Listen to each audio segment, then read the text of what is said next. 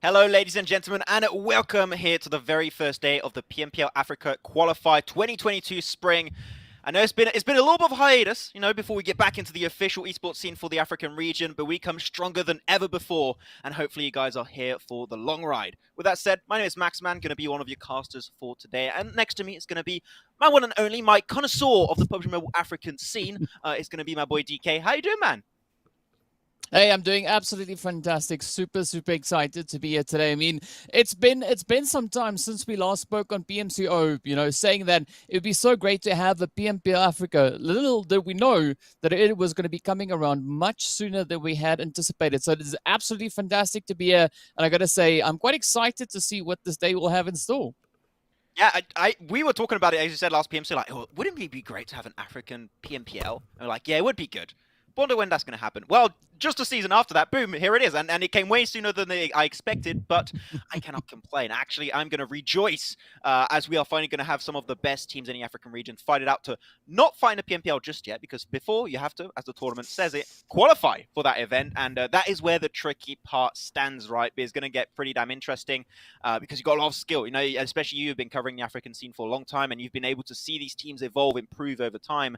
And now more than ever, this is the highest level of gameplay the African scene has to offer. And I just can't wait to see how things have moved up, because you remember last PMCO, right? We mentioned the African utility. If it was good back then, I want to see how good it is now.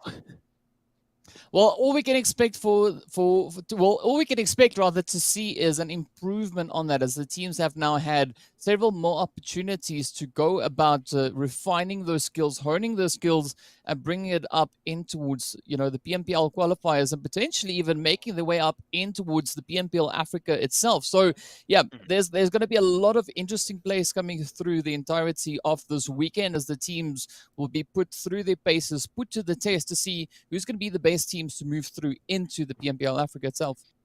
Yeah, I mean, put through the test, right? And that's the reason, if you are able to withstand this tournament and to deal with the fire and the flames of the teams around you, you will be able to make it out in the PMPL. And this is great because we're finally having a proper esport ecosystem built for the African scene. There was a big lack of that in the past. It was only having PMCO. Only one team, I believe, could make it to, the EMEA Championship. So fair to say that is not a lot, knowing how many strong teams exist in the African region, but now they have their own PMPL, a lot more slots to qualify for future tournaments, so it's a great opportunity for you right now to begin your PUBG Mobile esports career. But you know what, we're also going to begin looking at graphics. Our first graphic, going to be checking out, of course, the format of the tournament, because it's the first day. We need to do a little bit of the introduction for you guys out there that are maybe not too familiar with the PMPL qualifiers. And as you said, we said it, DK, we did not lie. Okay, there's a lot of teams coming into this one, not 16, not 20. We have 24 teams going to fight it out to be one of the few teams to make it in the African PMPL. Yeah, it's going to be absolutely tough. I mean, like 24 teams, 3 groups having to fight it out over 4 days of gameplay. That is going to be an absolutely brutal day. Of course, we're already now on the second day of that gameplay. So we've got today and 2 more to come to finish up the main stage segment of the PMPL qualifiers. But of course, they are going to be participating in 5 matches a day. And we know that only 10 teams are going to be moving through into the PMPL Africa itself.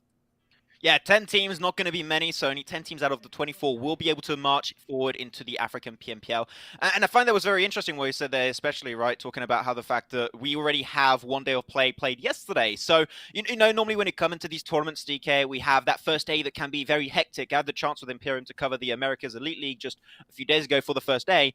The first games were, I'm sorry to say, but they were horrible. And then it gets better over time. So all the mayhem that happens in day one, we're gonna completely avoid that. Today we are gonna have some good and strong gameplay from the very, very start. So I'm extremely hyped to see that where that's gonna potentially take us. But at the end of the day, we're still going to have some really intense games coming the way for these teams. Going to have 5 games a day. We're going to have a system of groups also that we're going to look at in just a few minutes' time, so don't worry, because the separation is very interesting of how these teams are going to switch in and out of games, and it's very different from what you might have seen in, your PMPLs or your PMCOs. Things are going to be relatively different, but one thing that is not different and that has always been the same, DK, will never change until I still breathe, is the point system. And the point system, of course, if you're familiar with PUBG Mobile Esports, you know how things work out by now. You get that chicken dinner, you get 15 points, points, and then it trickles down right until you get to 13th place and below, where you get that big fat bubble. But as you know, DK, 1 elimination equal 1 point. That is the absolutely Yeah. crucial point right there, because we've seen a lot of these teams really go to town on each other, right? So they stepped up, they dial in that aggression. We saw this particularly coming through in the PMCO Africa plays, and there's some pretty aggressive teams here. So we've actually seen quite a big of a change being brought in with that one elimination point being brought forward. Yeah, you see that synergy, man. It's like we know each other. It's like we didn't even. It's like we prepared it before. Actually, we kind of did. We did also rehearse that at one point. But yeah, as you said, those elimination points are going to be absolutely.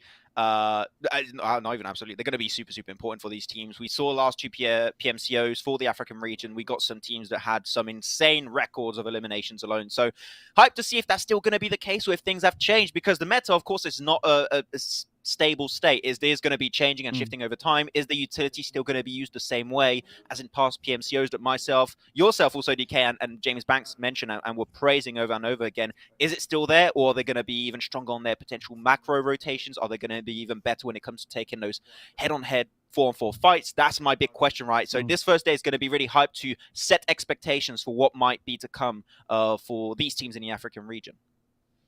Yeah, I have to agree with you. I mean, first day, that is where you kind of lay the foundation for your potential progress through the remaining days. So I'm expecting a lot of insanity coming through on this first day.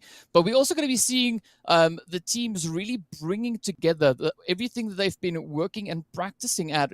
We've had several small little events happening in preparation for the PMPL qualifiers. And I've been watching several of those. And there's been some really great improvements coming in from a lot of teams, and actually quite a few surprising plays. But what's also quite nice is, and as we're also now getting ready to move into the groups, we actually will see quite an addition of several teams, not only from the previous PMPL Africa, but we also have teams coming through from PMPL Africa, PMCO Africa. We also have teams then coming in from PMPL Arabia, as well as the PMCO MENA. So it's good to bring all these different kind of flavors together and see what all these teams are going to be doing, trying to move into our first ever PUBG Mobile Pro League Africa.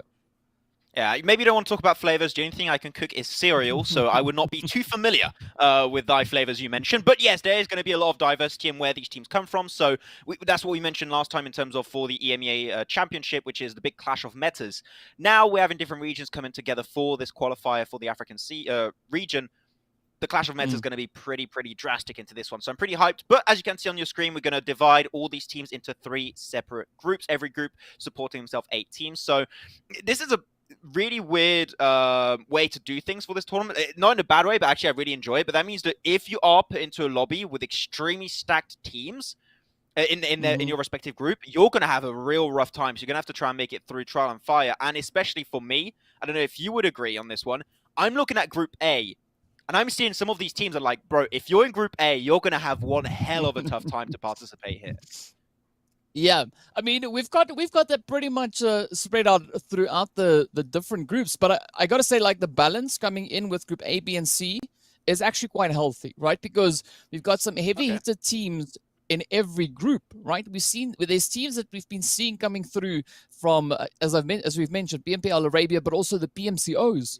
And they are actually spread out. I mean, we've got the players, we've got RAZE Clan, we've got the players also coming in from Team Umbra, we've got the DROGONS, we've got Blackjack, we've got Rila Insider, we've got Exodus, we've got RTG Esports. So there's quite a few names scattered all over the place. And, this is going to be a pretty tough stage for these teams to compete on.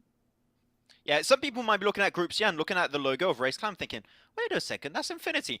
They were supposed to be called Infinity, but there was a last-second team change, but that's why they have the Infinity logo, which is a pretty damn cool logo. Don't get me wrong. If I could steal the logo and use it for myself, I probably would, but I am not worthy of thy logo, unfortunately enough, but it is a pretty cool one. So yeah, these are all the groups, but some people might also be watching a stream and saying, Max, man, you're saying that 10 teams are going to qualify to PMPL Africa 2022 Spring. Okay, that was a long one. I lost myself. Hey, these titles are getting longer by the year, man. I'm telling you, I'm getting real lost.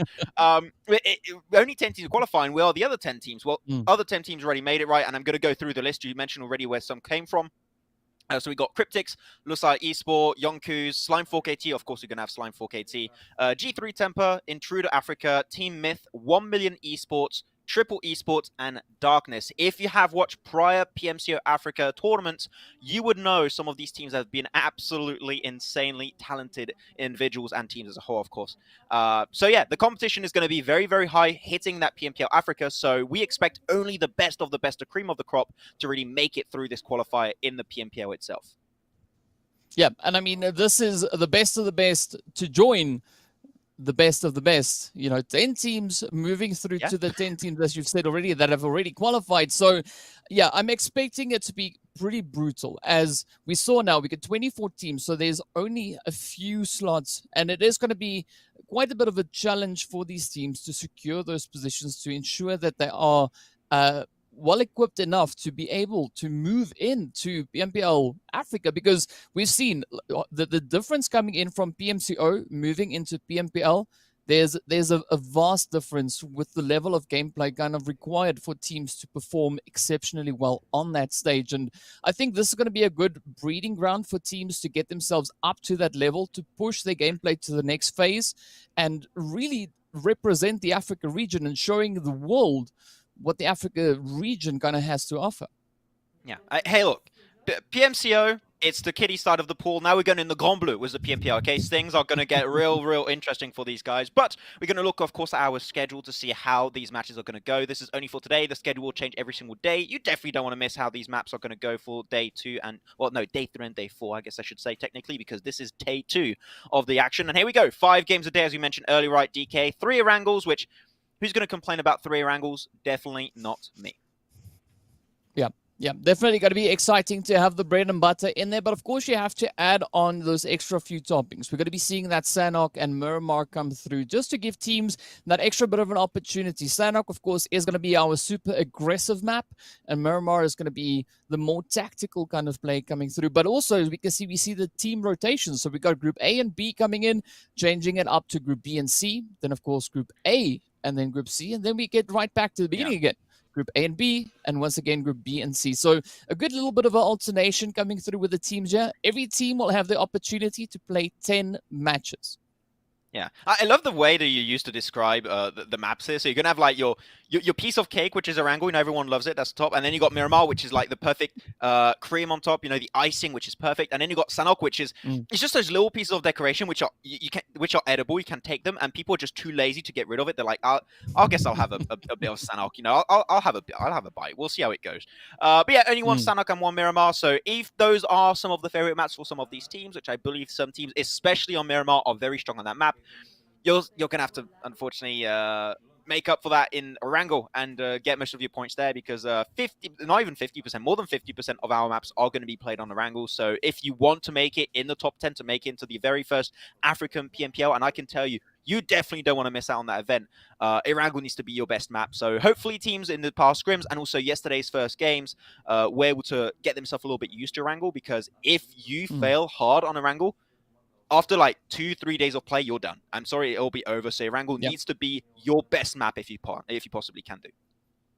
Yeah, and I mean, even if we talk about yesterday's games, right? Yesterday we had 6 matches being played, opposed to the 5 that we see coming in today. So already the teams coming through from yesterday's performances, we saw 4 of those teams making it through into the next phase, and that is of course going to be the RAZE clan, Zero Tolerance Skill, Team Unique, as well as the players coming in from 21st Century. Those were the teams moving up from the play-ins up onto this main stage section.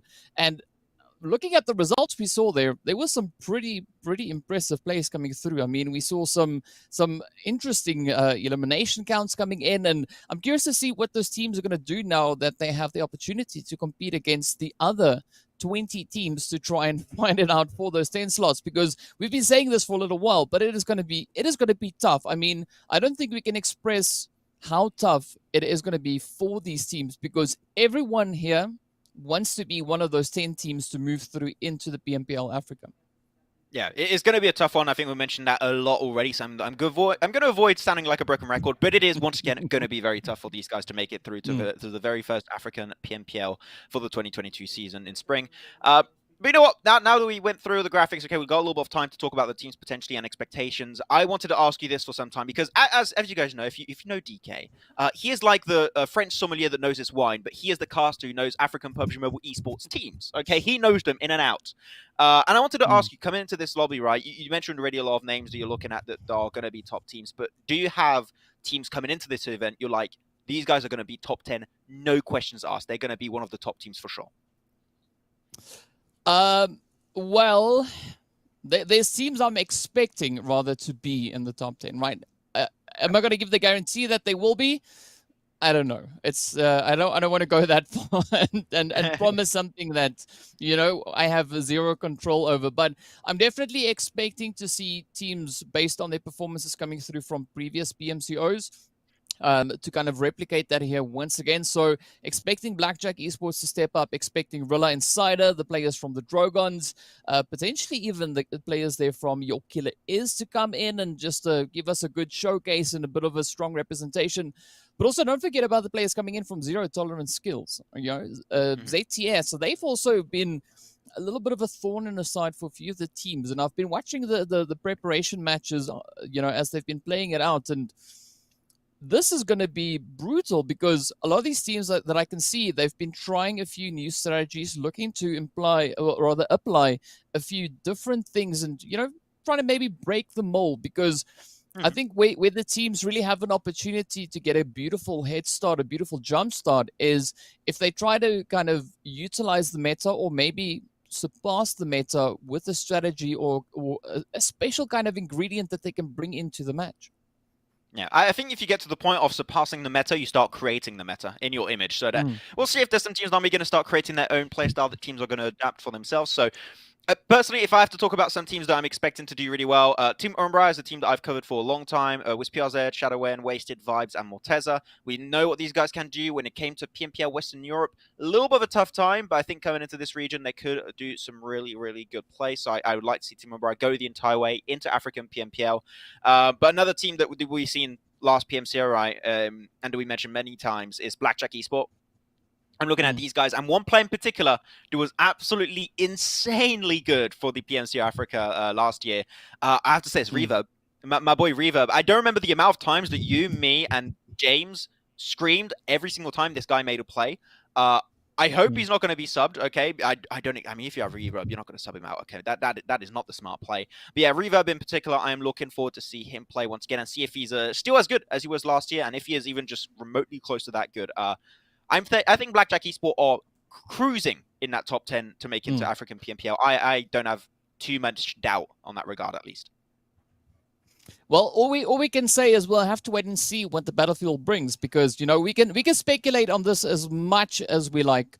We're only going to find out what the truth is once the teams actually get it started. They head down onto the battlefield. They actually get into those engagements, and I definitely think this first Erangel to start off the day is going to be where it's at. I think this could potentially be an insane match to come through because the teams now. I don't foresee them kind of trying to get a lay of the land because they have been playing against each other enough times already. So I'm expecting them to come through with those strategies right out of the gate because I don't think there is much time left to try and bring in some new strategies. Yeah, I mean, the tone has been set already, right, with yesterday's game. So teams already have a good idea as to what they want to do. If they want to bring changes to the table, they can do so pretty damn easily after those 5 games that were played yesterday. So they can try and get a little bit more information and come in even more prepared today. But the first game of the day, you say, is important, and I fully agree. Even though the tone was set for the tournament yesterday, today, the tone of today is going to be set with the first game. That is how things typically go. So teams going to have to prepare, come into it, see if they want to go aggressive, go passive, change drop locations after day 1. A lot of things need to be taken into account, and hopefully myself and DK will do a good job to break it down because there's a lot of teams once again into this. It's going to be hard to keep track, but we'll do our very best to bring you some of the cool action. Another team that I also want to bring up that I had time to really bring up is Grind Gaming. One player in particular. I could talk about the entire team, but I love the star players in the African region. I think you got some that are just so insane. Hainsley, that was part of Influence Rage Africa that also made a scream a really decent amount last year. Isn't Grind Gaming this time around, with also his teammate Sully. So I'm not sure about the rest of the team composition, which are Mercury, Hypnos, and Pyro. But with the experience that Hainsley and Sully have, if they can just bring that experience and influence it on the rest of their team, I think Grind Gaming have a very good opportunity to perform super well at the start of this tournament. Yeah, I think Pyro is also a good addition to that team, a good player to have in there. We've also seen Pyro come through in the previous PMCO, also bring in some really phenomenal plays. So yeah, I'm liking these rosters for the time being. We'll have to wait and see exactly how they kind of utilize their setups and what the players are actually going to be contributing to those particular plays. But so far, it is looking pretty exciting. I mean, I'm liking the names, liking these pairings, so we've got to wait and see what Erangel holds. Yeah, and you know what I love more than anything? That we are now officially starting the very first broadcast for some African esports for PUBG Mobile here for the very first qualifier for PMPL. It's the first, and hopefully the first of many to come. And this is going to be our very first Erangel also coming up with a plane high in the sky. Teams are ready to drop. And the plane path is not going to be too friendly for our first game here. DK, unfortunately, a little bit more over to the western side, but it's Erangel. Teams know where they drop. If they got a secondary drop location, which they hope they do, they should by now, this shouldn't be too harsh for them. So otherwise, this should be all good and dandy. We're really going to wait for that phase 1 circle to pop to know if this plane path is really going to be a big issue. I don't think it's going to cause too many problems. Just looking at it, I mean, yes, it is over on the western side, but the teams, I'm pretty sure they've got those alternate locations already set up, dialed in, and they have the rotations kind of figured out of regardless of where this first initial phase could be shifting. But I have to say, like, I can't really wait to see where this first phase is going to be going, because I think that is going to be kind of the determining factor to set the stage of this first match and how it could potentially turn out. I love how I was trying to build some tension and just like, oh, it won't be an issue. I'm like, okay, okay, I was trying to build, okay, fair enough. Thank you very much, DK. But no, normally teams, I think, over the years now of PUBG Mobile Esports, I think are pretty much used to dealing with pretty harsh plane path, and this one is not that harsh when you really think about it. It should be completely fine. And phase 1 circle also plays into that plane path, so it should be completely fine. Some teams, I've seen a few teams go for some pretty wide splits, especially in Gatka fields. That's the typical Nova esport split, which they're world champions, so I think it is proven to be a pretty damn good drop location, and that's going to be taken on so far by one of the teams. So far, nothing too surprising, but I'm looking north of Ferry Pier / Western Bridge. There are some teams that have been going for those splits. I'm looking for the fight, and the show is about to start. For real. Yes, it is starting. Yeah, no more suspense, right? It is time to see what teams are going to bring in. Of course, Team Unique are going to be finding themselves positioned right up on towards this Ferry Pier kind of angle here, but they are going up against, the teams. Oof, I don't know. Like this. Okay, I'm going to leave the team name to you because this is the one that you said you wanted to say with your je ne sais quoi. Recalcitrant Team.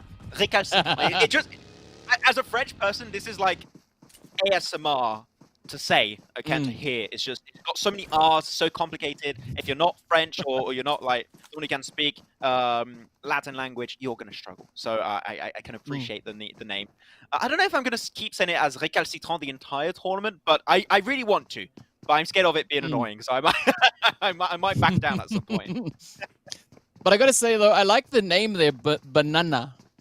It reminds me. I get this feeling of like one of the minions coming through. Like banana. It's just yeah. Oh. That's for me. That's a fantastic name to pair with the name of Recalcitrant. Man, you're making me think of like Facebook mums that post minion memes just to like, oh look, I'm down with the kids. Look at me. I'm hilarious. No, you're not. No, you're not funny. Stop doing it. Stop posting memes. Okay. It is what it is, though. Some teams already starting to rotate early on, trying to get himself into a decent position. So good to see these kind of things happening for some of the squads. But I'm hyped. So far, for the very first game of the day, some people might have expected, oh, we might already have one team or two get squad wiped instantly. But it seems like the mayhem of yesterday has helped teams adjust a little bit the drop locations to not get caught out. One team, though, that is currently getting caught out here, DK, is Umbra. Luckily enough, they're in a position where they can still res up. They're somewhat safe, but waited as the perfect off angle to stop this push from AKM. Yeah, this is a very interesting position coming in from the side of Wasted, and now we can see Ooh. Wasted just capitalizing on that, picking up a few of the players there from the side of AKM, but stop now, trying to put a halt to Wasted play here, but Wasted rather, just utilizing that angle, but look at this now, up comes the rest of the team as Umbra are really quick to react, and this is what we want to see. We want to see that proactiveness coming through from the teams, really quick on those triggers, applying those strategies almost instantly, and now it is down to Savage and Rio to try and keep it together for the side of AKM. Ooh, yeah, that's a risky one more, as I don't expect. Wait, what? He's actually winning it? Oh my god, the pressure fight from the side, and he's not able to win the fight. Umbra still up as 3. I have no idea how the hell Morteza wins that one, DK. How the hell do you make it out without getting knocked? But it's still players of AKM. Well, still players. No, I'm going to put it singular. Okay, there's one player of AKM that's still alive. That is Rio. He's going to try and leave that position. No way in hell you're going to res up your team. But Umbra, I was a little bit stressed out. But you know what? The pressure fight to keep Morteza alive was just enough to make. Yeah, I mean that was a really interesting play because I was not surprised to see Umbra really coming with that bounce back. We've seen them come through in PMPL. They are a team that are really capable of holding their own, taking these engagements, and that is exactly what we see from them now once again. So a really good start there for the side of Umbra, as we can see already 3 elims to their name. Now, all we can do is wish for more, right? We want more action, we want more fights to break out, but we've got to wait a little bit because we are making our way to the end of this first phase, and I think once that second phase is going to pop, that is when things could potentially start getting dialed up. Yeah, things going to step up big time. Though I am seeing, we talked about the fight that could potentially happen towards Ferry Pier, right, towards Recalcitrant and also Unique. Luckily enough, they did split away, so a lot of respect. I see so many teams be stubborn. I've seen, I don't know if you watched a little bit of the America's Elite League that's been happening for the past 2 weeks right now, but there's a team called The Chosen. Not The Chosen from China, okay, The Chosen, an A team. But they keep dropping in apartment, and I think they have a win rate on that position of like 5%. And they keep dropping there. I don't know if I should appreciate their dedication or not, but this is why I appreciate what's happening right now. Teams are avoiding the early skirmishes because they're not going to help you in the long run. In very little scenarios, are you going to win an early game fight and be like, you know what? This is helping us for the late game. It doesn't happen. Just avoid them. So I'm happy to see, except for that fight that happened in Rozhok, right, towards AKM and Umbra, teams are avoiding it, and that is the way that the early game should be played, in my opinion. Well, speaking about early game, right, I've got a question for you, right? Previously, when we were in PMCO Africa, right, there were certain things that were happening, particularly when you were referencing a map like Sanhok, right? We said it was going to be nice, hot, and moist, right? Now, is that still going to be a trigger for you here, or have we kind of now solidified that a little bit more? During the PMGC Grand Finals, when I was in Berlin with Jason and Seven, Jason was trying to actually get me triggered with the word moist, but it doesn't do anything to me anymore. Because actually, and I got you to thank. I never thanked you personally, DK, you and James Banks, but thank you because you used it and said it to me so many times with that goddamn button that James was using every time. I've kind of grown immune to it. I am immune to the word moist. It does not impact me anymore in a negative sense. So you can say as much as you want now. It is fine. So thank you. Thank you, Dr. DK. I appreciate your time and effort. What's your day rate? Well, we can discuss that afterwards. We can discuss that afterwards. But, you know, I'm just glad to have been able to be of service here. You know, like that's what we're here for. You know, we got each other's backs. We got to make sure that, you know, we can move on and get through situations. But of course, speaking about moving on and getting through situations, that is exactly what our teams are going to have to do here now. As we can see, the players here from Seems Outplayed are going to be venturing a little bit further in towards that more central zone. Blue Zone is going to be making its way on through, but Blackjack Esports now positioned up on the hills. We can see Andrew trying to reach all the way across. And I mean, those long-range hits, they're really difficult to pull off. Yeah, and MG also currently solo on Pachinki Hill for the third of Blackjack. Really strong position to have in this type of circle. I would love to see maybe the entire team up there, but I guess they're taking a little bit more time to loot things up. They are in Pachinki after all, so you want to make sure you just get everything ransacked for yourself. Though, whole team's getting a little bit closer right now. I think that Seems pushing onto Recalcitrant, or I'm not sure if I had the chance to see. if that was the case, but it's definitely two teams right now happening. And Recalcitrant got himself access to Longwood, the plateau area. A little bit of a fight back and forth, some nades getting exchanged so far. Sniper a little bit on the further backside of this engage, while Vex is on the forefront. One good nade of Vex could literally get an easy double frag, which is why they're smoking things up. But one nade and seems outplayed, lose literally two players. They need to spread out a little bit more because that is a little bit spooky for me. Yeah, I mean, particularly in the early game, that is where the teams can just look to utilize those more spread plays, like we see now coming in from Recalcitrant as they have their one-player position on the offside there. But I think that is actually a really interesting position for Stark to be taking, because we do see Stark now looking to just push in a little bit more, regrouping, just looking to condense that kind of position. I would have maybe held it a little while longer, but, you know, it's going to be what it is. And for the time being here, the players from Seems Outplayed need to be careful that they don't get outplayed. I am genuinely surprised at DK that we have not seen a single nade get thrown, unless we missed out at the very start of the fight, but I have not seen one single nade thrown from Recalcitrant, and I don't see normally 3, 4, 5 get out by this time normally, but you know what? They're taking things slow a little bit, while Ghost, feeling like Zora of One Piece, got lost on the island of Erangel and is just like, well, I guess I'll take the angle from here, which is fine. It definitely stops and slows down the potential push from the Recalcitrant later on down the line. But Stark moved back, trying to create a little bit of a man advantage by joining up with the squad. Now it's technically a 4v3 in this position at least. But seems just not really interested in holding that position. But Stark is going to get pushed into that warehouse position. He needs to get the hell out of here. But Snipe is going to get spotted away. Instantly falls down the first casualty for Seems Outplayed. But now the man advantage has 100% been created for Recalcitrant. Are they going to go for the full push commit? Je ne sais pas. We'll have to wait to see what they're going to be doing here. But of course, we do see the addition now of 21 also coming in from that southern side as they're looking to just sneak their way into a potential third-party player. The pressure definitely going to be on. I mean, 21st century, they could add quite a bit of an uncomfortable position, and you know, but it does seem like Impulse is going to try and trace their way onto the shots continue to play. But Stark just holding the front there. Up comes a quick reinforcement. Ghost now trying to make a quick stand, but it is going to be the final player for the team, and unfortunately, Banana comes in with that quick elimination. I knew you were going to say banana. I didn't expect you to say it that way, and it just completely caught me off guard. I'm sorry. Oh, hey, can't complain. That was a great push from Recalcitrant. They got himself a man advantage. They wrapped around, made sure there was very little escape for the other side of Seems Outplayed. So I can't really argue with that. There was just some clean execution from Recalcitrant. I don't know if you've even paid attention. You're saying Recalcitrant with a French accent too, so I'm enjoying it. This is cool. I feel very influential. I feel like an influencer. C'est très bon. Well, that's I have the impression I have 10 million subs on Instagram. It's weird what's going on right now, but let's see. Phase 2, though, about to close off. We're about to get into the next phase, and I am seeing it's a harsh Western shift, and 50% of that is going to be Quarry.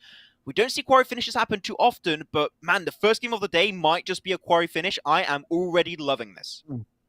Yeah, I mean, this is gonna be crazy. I mean, that whole Western side currently is open for the taking.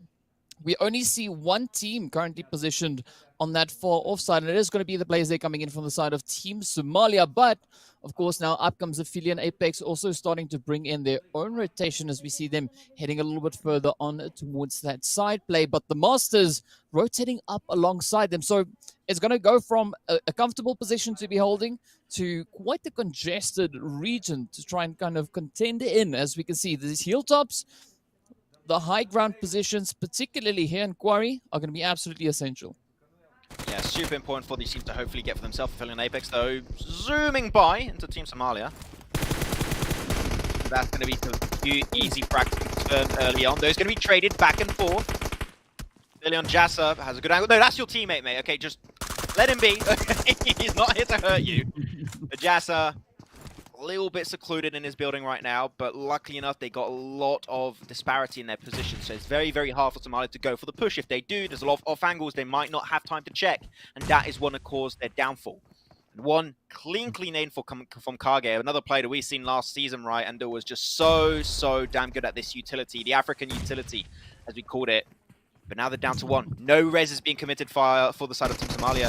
There you go, again, pushed up. Can he get himself the double? He gets one, maybe able to get himself a double. Tries to switch weapon, but there's no chance for that to happen. Team Somalia are out in 50.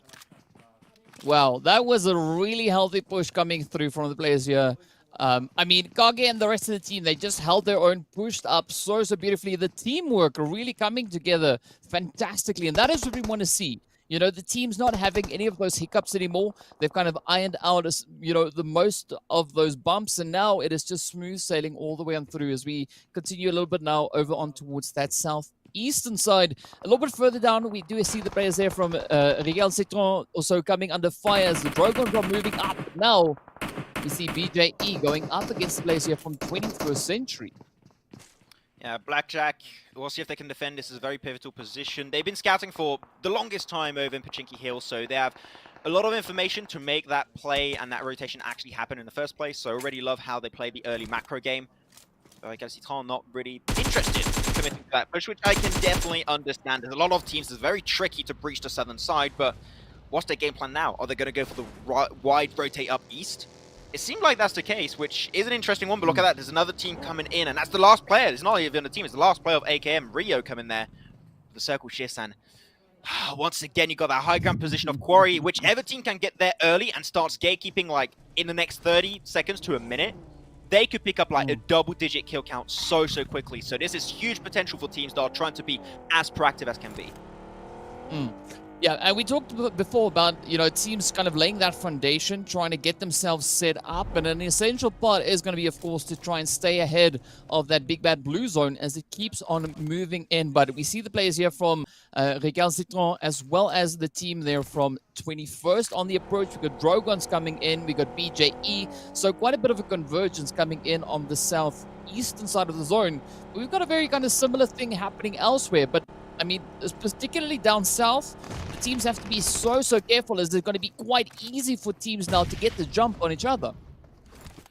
Oh la la, a little bit too much happening over here. Blackjack Esports going to take that fight to 21. Quick math. Well, that was not math, it was just reading, but whatever. I'll take it. Furo on the forefront. They spawn into this game as a 3-man, so they already come into this one as with a big disadvantage. Hopefully they can come into the next game with a 4-man crew, because you need numbers to make these type of breaches happen, right, DK? So lack of numbers taking that 2v4 could make things very dire for them, as Unique just going to zoom on by.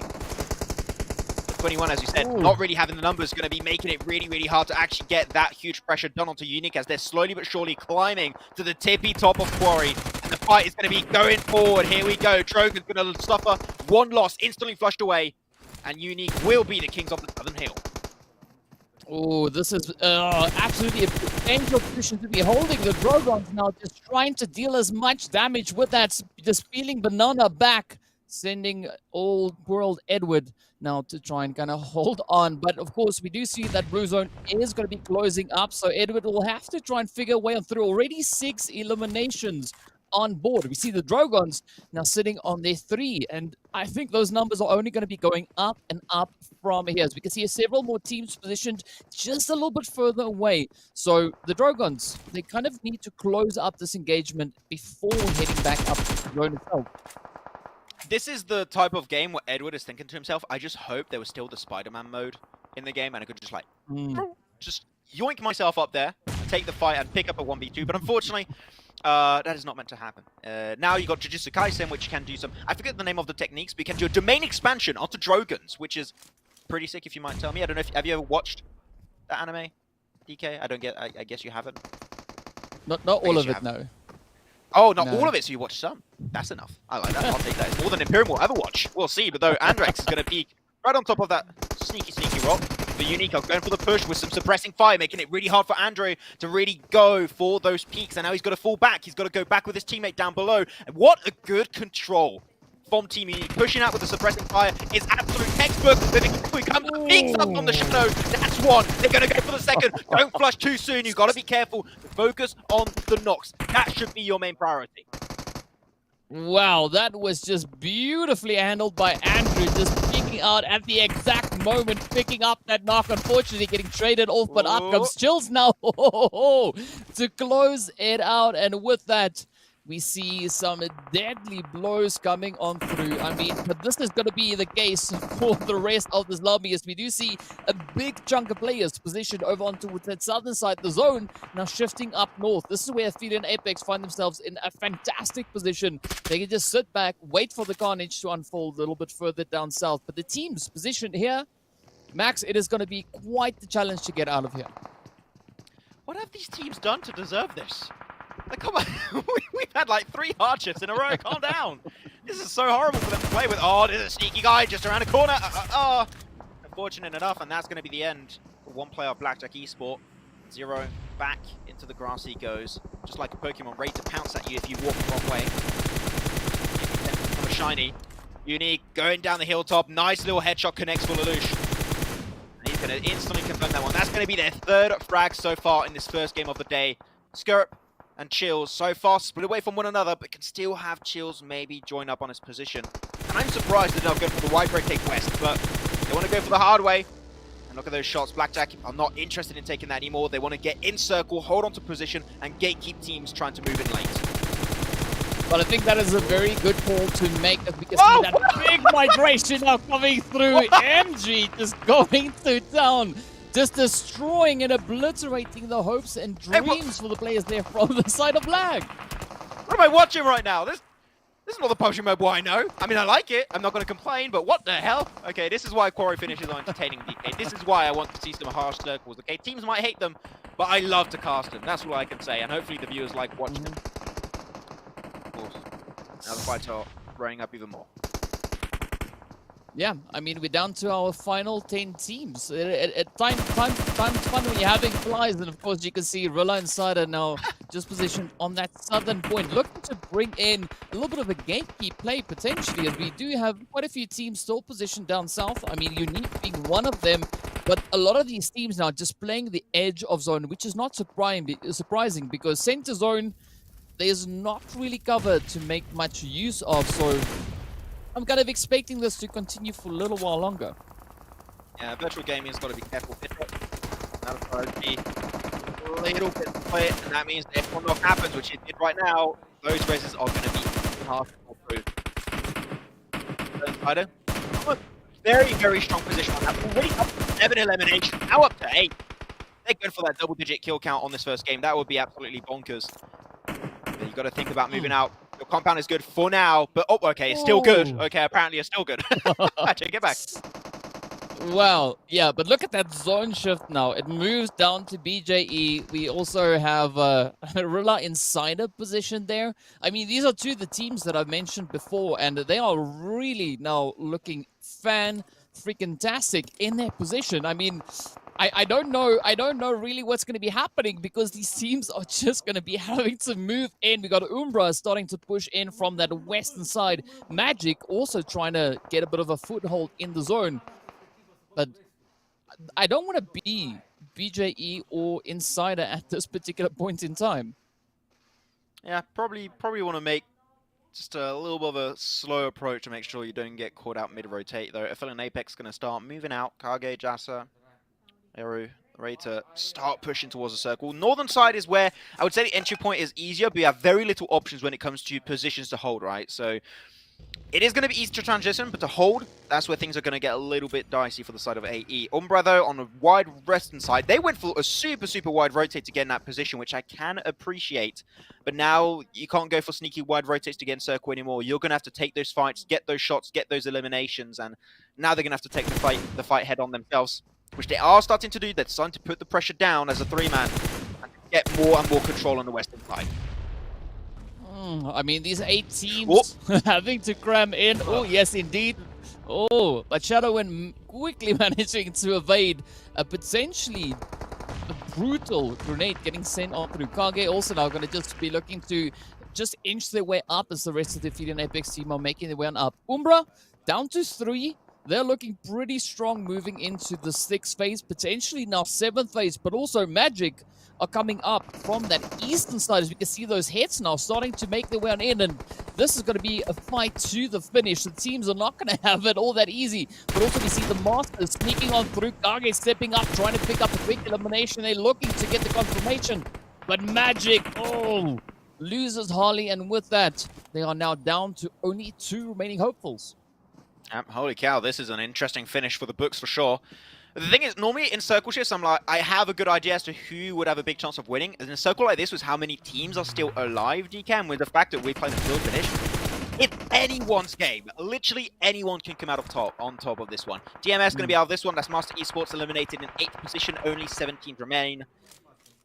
Jassa able to put the pressure down. The circle's about to go into phase 7 in just a few seconds' time. If it goes heavily in favor of a team, that could be a huge deciding factor as to who's going to secure the first chicken dinner of the day. So over to the northwestern side, so huge for teams like Umbra. That could be good, even potentially Blackjack and Aphelion Apex, but it's not going to be an easy one to close off here because you need to now start pushing into circle and then pushing teams away that are trying to push into the circle itself.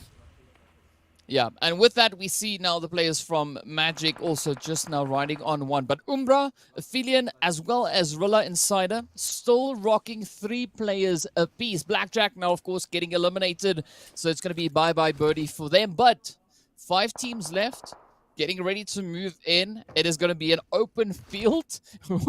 This is going to be such a tough one. But Rila Inside, of course, now trying to hold off a little bit on that rotation, not looking to push up too aggressively because they still have a little bit of time left. And we know that Blue Zone is going to be just aiding a little bit with providing additional damage, especially as the teams are still relatively spread out. For himself a little bit of a barricade with that. It's a pretty expensive barricade, not gonna lie. Okay, I think that when you have a supercar as a barricade, I think you're pretty successful in life. Just gonna try and do a barrage of utility, push teams away, which is definitely the way to do things. But they forget one player of Magic right behind them. Can play absolute spoilers. All he needs is one knock, and that is instantly putting the tides in the favor of other teams around them. Oh, the rollover is here, though. Trip. No one's going to trip over him, that's for sure. That's it. He's done out of the game, my friend. 3 teams now remain. Blackjack Esports do indeed get eliminated. Rila Insider follow suit. 10 eliminations for Umbra. We said it right. This team coming in from the Western European season not so long ago. Maybe a little bit disappointing in that tournament. Here they come in with some huge expectations set for themselves. 1 player not. 2 players still there with a huge off angle for Mortez and PRZ. Can they secure the first huge chicken dinner of the day?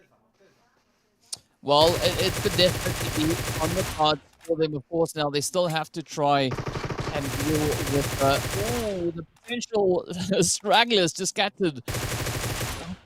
Because if you look, you can see, the hits finding their way on in. Beautifully played. There we go. Virtual Gaming getting sent away. Now it is down to the final 2 teams. It is going to be Umbra up against Aphelion Apex. We got Jassa, Kage, and Andrew.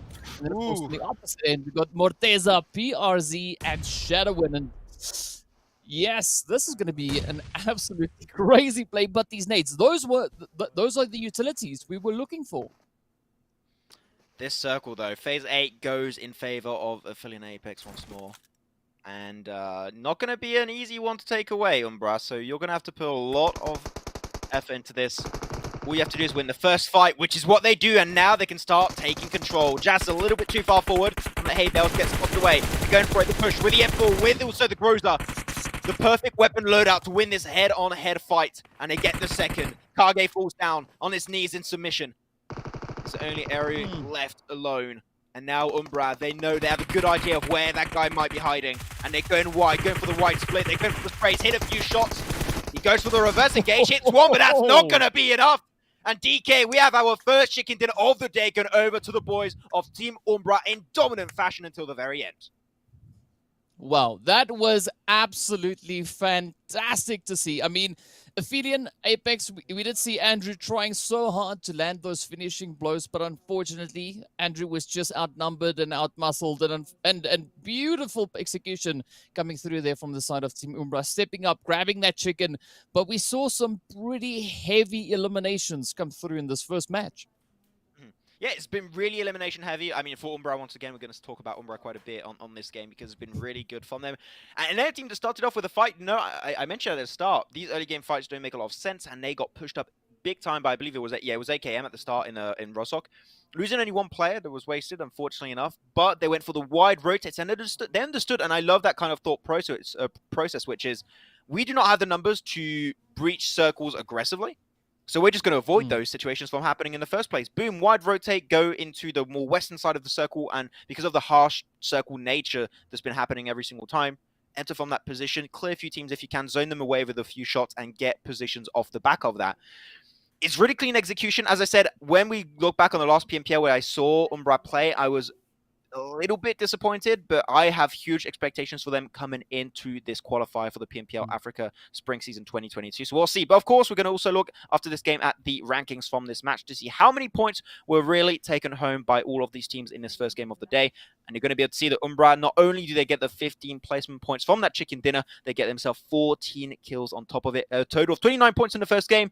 That's a pretty good way to start it off. Yeah, that is definitely quite an impressive way to start it off. As you said there, Team Umbra with an absolutely fantastic play. But of course, up in second place, we've got the players there from Aphelion Apex. If you decipher those numbers, what it then means is they got those 12 as well as the 8 that puts them on a grand total of 20. So a good position to take up there in second place. Of course, looking at that second page now, you said previously when we were talking, having a chat yesterday, right? You said you like second pages. I like second pages are my favorite page. It's not even on my favorite page. They are the superior page by far. If you go on Google or Bing, whoever uses Bing, I do not know, but I always go to the second page. It's the best page. First page, a little bit overrated in my opinion, but look at these guys.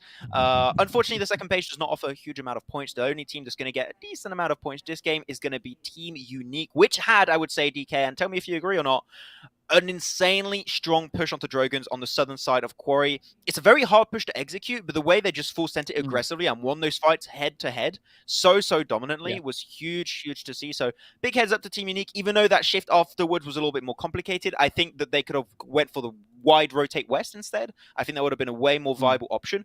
They still were able to take control of a position which is known to be hard to breach. So for that alone, 4 points. It's a decent start to the day for a team that did place in 9th.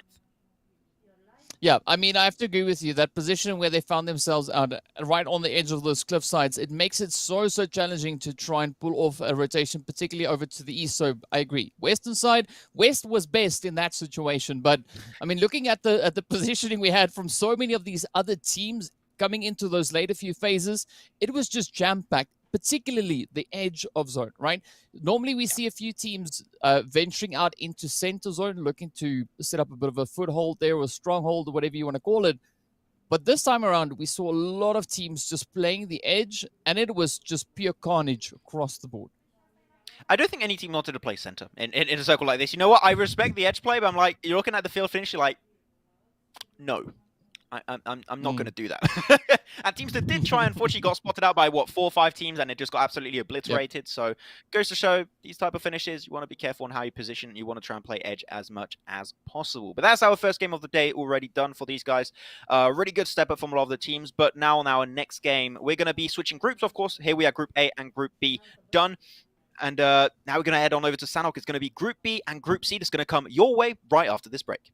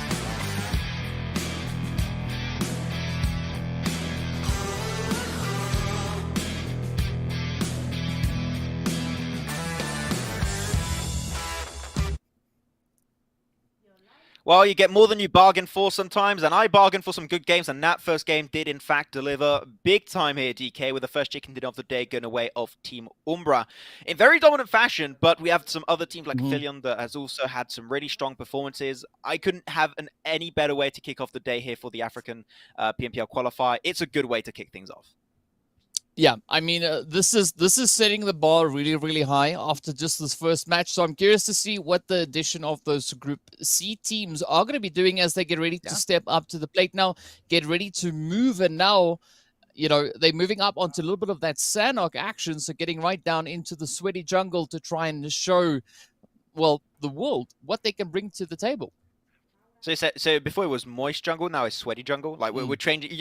Are you limit testing, seeing what annoys me? You're like, maybe this word he's not gonna like. We'll see what it's gonna be. We'll find one eventually. But yeah, so as you said, we're gonna have some new teams of Group C that are gonna be joining the mix this time around, and we got some really strong teams in our Group C, right? That are gonna be joining the mix this time around. I'm pretty hyped for. When you're looking at Group C, you're gonna have Exodius, you're gonna have Grind Gaming, which is a team that I said was Hainsley. That is a team that I'm looking towards to see play today. Next level, MZR Esports, which is also one of these big teams we're expecting to potentially see perform really well.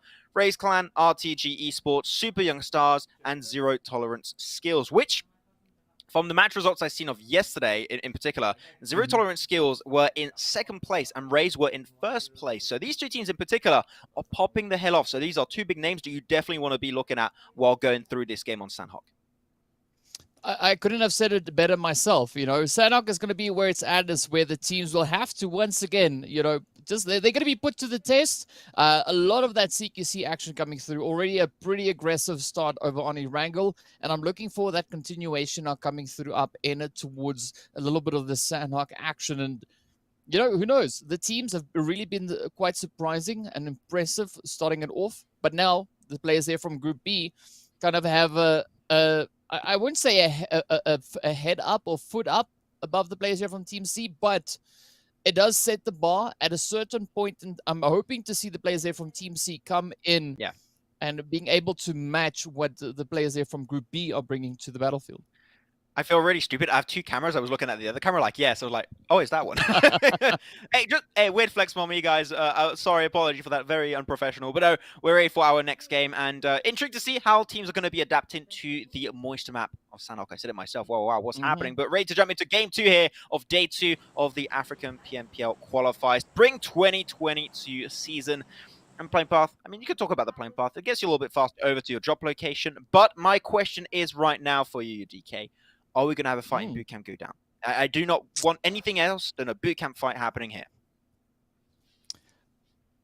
Well, potentially I'll say yes, right? Just looking at where we see a few of these teams starting to jump already. So it's definitely a good potential play, but we could also see something developing over on towards that by none side. So I'll say yes for now for potential bootcamp fight, but not out of the gate.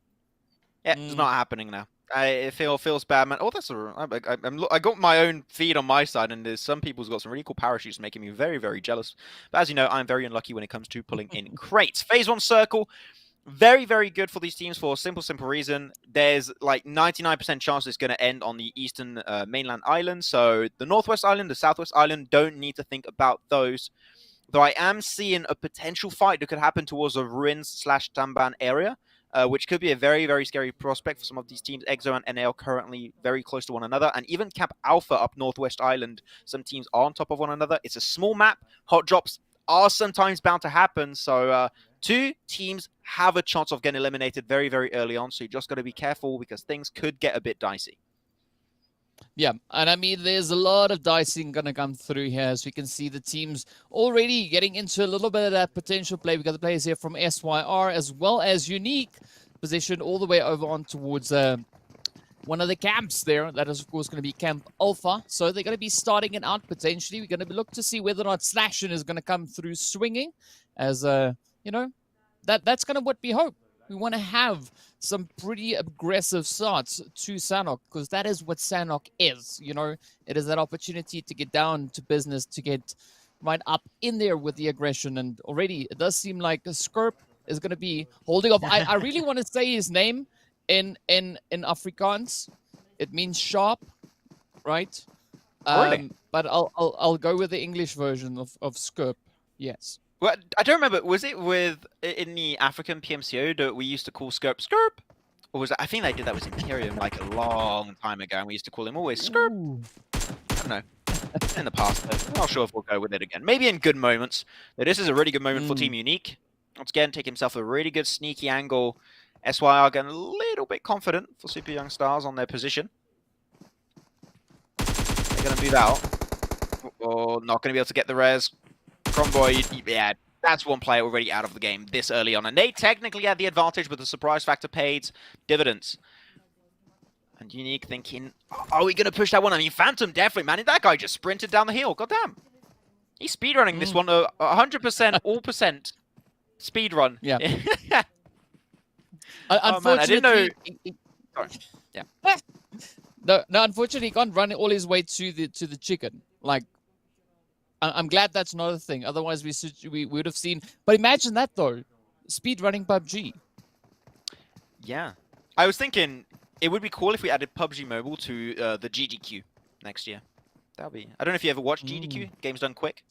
Do it for charity mostly and everything. Is really cool. Definitely recommend you guys to go check it out when it's live. But PUBG Mobile in there, like the fastest chicken dinner ever secured, or the fastest team to get like I don't know 20 eliminations or something like that. It would be a cool idea.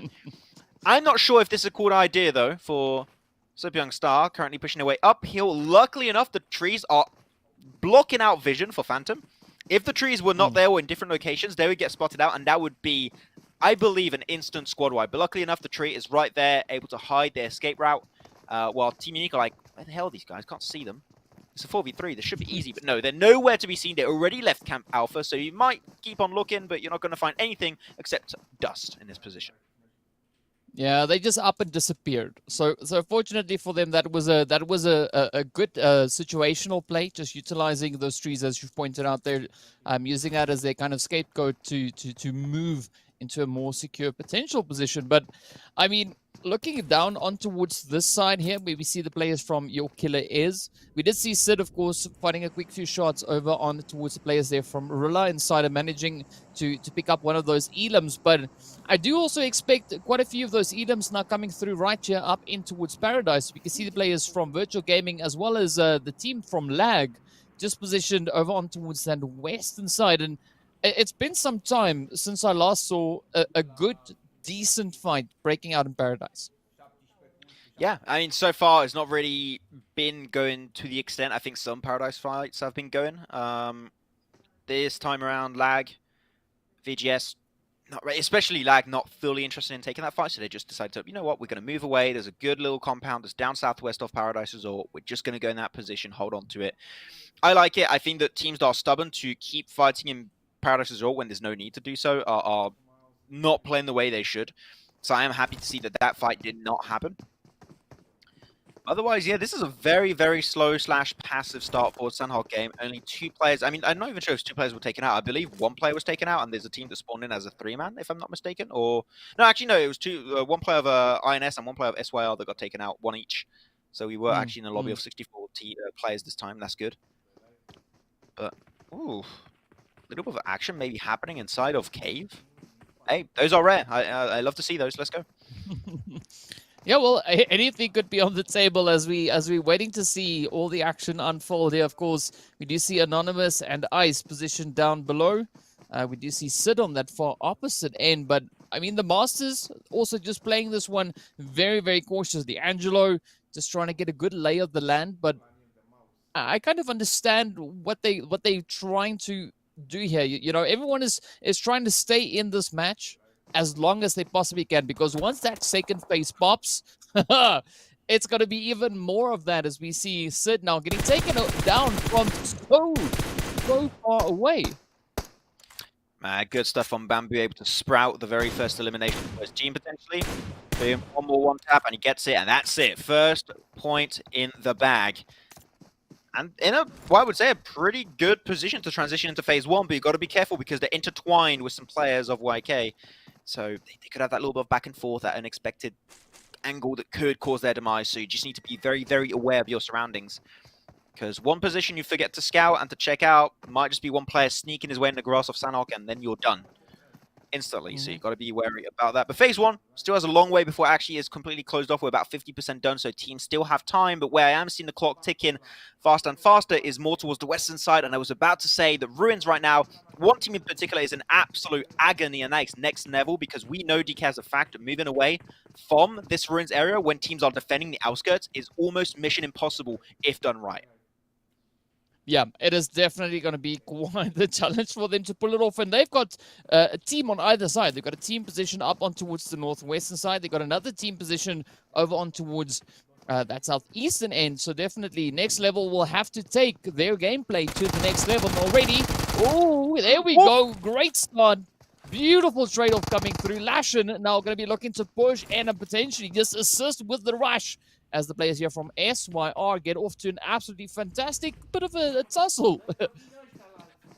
Okay, hardest part has been done for next level. The 3 remaining players were able to actually push out of Ruins, so that's good. The information was not given over on the other side of SYR, so that is a huge advantage that now has been given over to the other side. I wouldn't say given, just SYR were unaware of the team being there. I mean, you're probably not expecting a team at this point in time to still be in Ruins, so completely understandable for SYR to not have the information. But look at next level. They are not pushing for the fight. They are setting themselves up ready to stop a potential leapfrog from SYR later on down the line. This position to gatekeep is absolutely huge. I love it from next level. Let's see if it's going to pay off. Yeah, and especially if the zone does move up into this kind of trifecta region where they are currently positioned, that could be just golden for them. But again, we do see a little bit of that convergence now coming through as the teams are anticipating this potential zone shift. It does, however, now continue over on towards that eastern side. So maybe next level could now look to capitalize on their position, as we do see the players there from SYR starting to just hug that coastline as they're looking to rotate out. MZR at the southern side could go for rotation. I think that a circle like this, you can enter onto the eastern side of maybe Camp Bravo, Lakawi, Kampong, if you want to go for a little bit of a shorter rotate.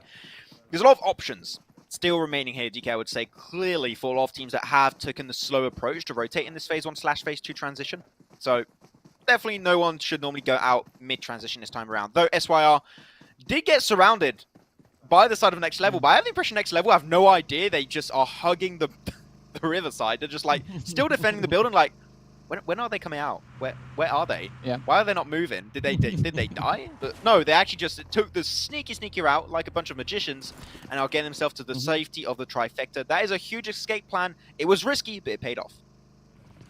Yeah, but we also do see the players there from Exodus just a little bit further up ahead. But now as we move on, we also have the players here from Unique creeping their way up behind Infinity.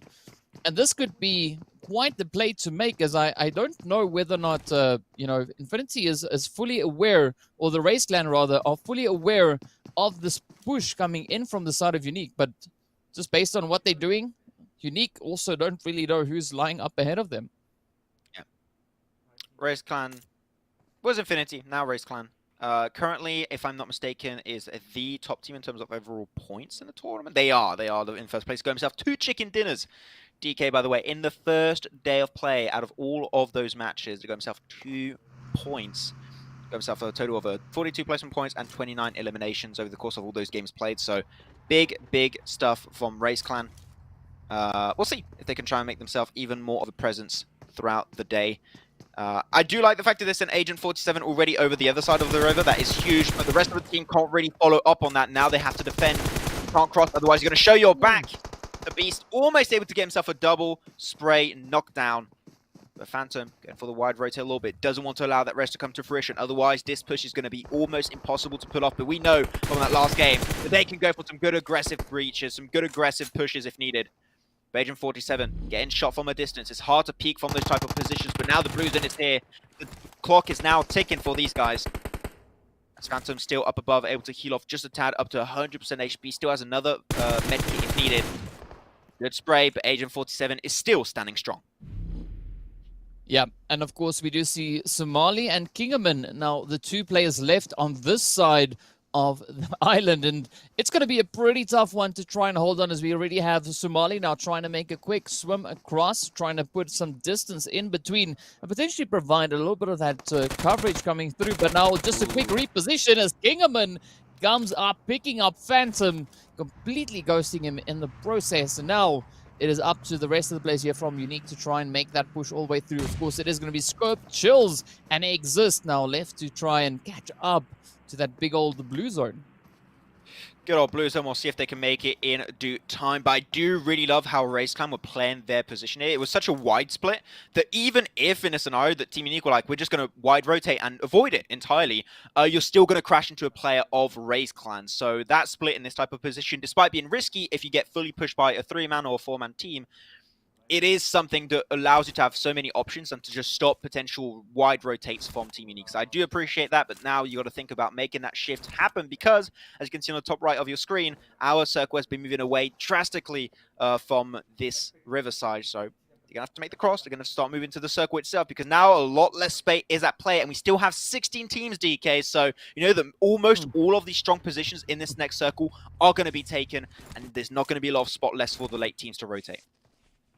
Yeah, it is going to be quite an interesting rotation for these teams now to come on through. We do see a few of those fights now starting to break out in the blue zones. We still have several teams, though, positioned out in that blue. But, of course, we are seeing several others now looking to just push their way on in. The players there from Virtual Gaming, of course, occupying Paradise for the time being. RAZE Clan are still going to continue their efforts to try and cross all the way on through. But they have rather not just yet dealt with that potential threat coming in from Unique. But it does seem like Unique are also looking to rotate further south instead of directly east. Oh, okay, I can appreciate that. But the blue, how did Agent get picked up by the blue? Oh, that's an interesting one. I thought they would have been able to get back up on his 2 feet, but guess not. That's it for Agent 47 at least. For Age, we'll see how far they can go. Unique also able to find himself some lucky car spawns, so that circle rotation shouldn't be too hard for them. They should make it in due time. But things are starting to calm down, but except in one position, I'm seeing Bootcamp right now here, DK. Things are starting to light up a tad. SYR in particular, taking a fight for themselves versus another squad, which is going to be, I can't quite see, I think it's Team Somalia, if I'm not mistaken. But one player is going to be knocked for SYR, so 2 players now remain for them. And they're going to try and move as a 2-man in the circle, which is, you know that you need the man advantage to take these fights. So this is going to be a real tricky one for them. Well, you wanted your bootcamp fight. You are getting it a little bit late and a little bit of a interesting play to come through there. I mean, Blue Zone also, as we did see for a quick moment there, is starting to make its way on through as we have the players there from SYR now just laying it down on to the team here from Somalia. But let's see whether or not Ghost, Impulse, and Alpha can actually get their butts back into that playable areas. They still have a few players from the side of SYR to try and clean up on their way to that zone. That's a good way to approach it.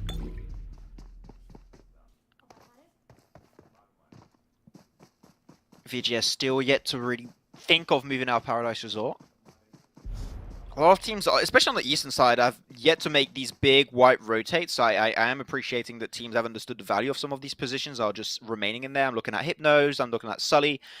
Still got Pyro and Hainsley a little bit further back. So I do like the 2-2 split. It's really good for information gathering. But upon entering the next circle rotation, I just hope that they're going to try and regroup as a 4-man, because you know that now more than ever, you want to have those 4-man stacks. You want to be able to take those fights head on, because breaches are going to be happening left, right, and center, especially if it shifts towards the southern side, towards Ban. Because that's a lot of hilltop positions, a lot of high ground spots to play from, which are very, very strong. Whichever team can get the compounds right up north of Ban is gunning for minimum, normally, I hope, a top 3 game finisher.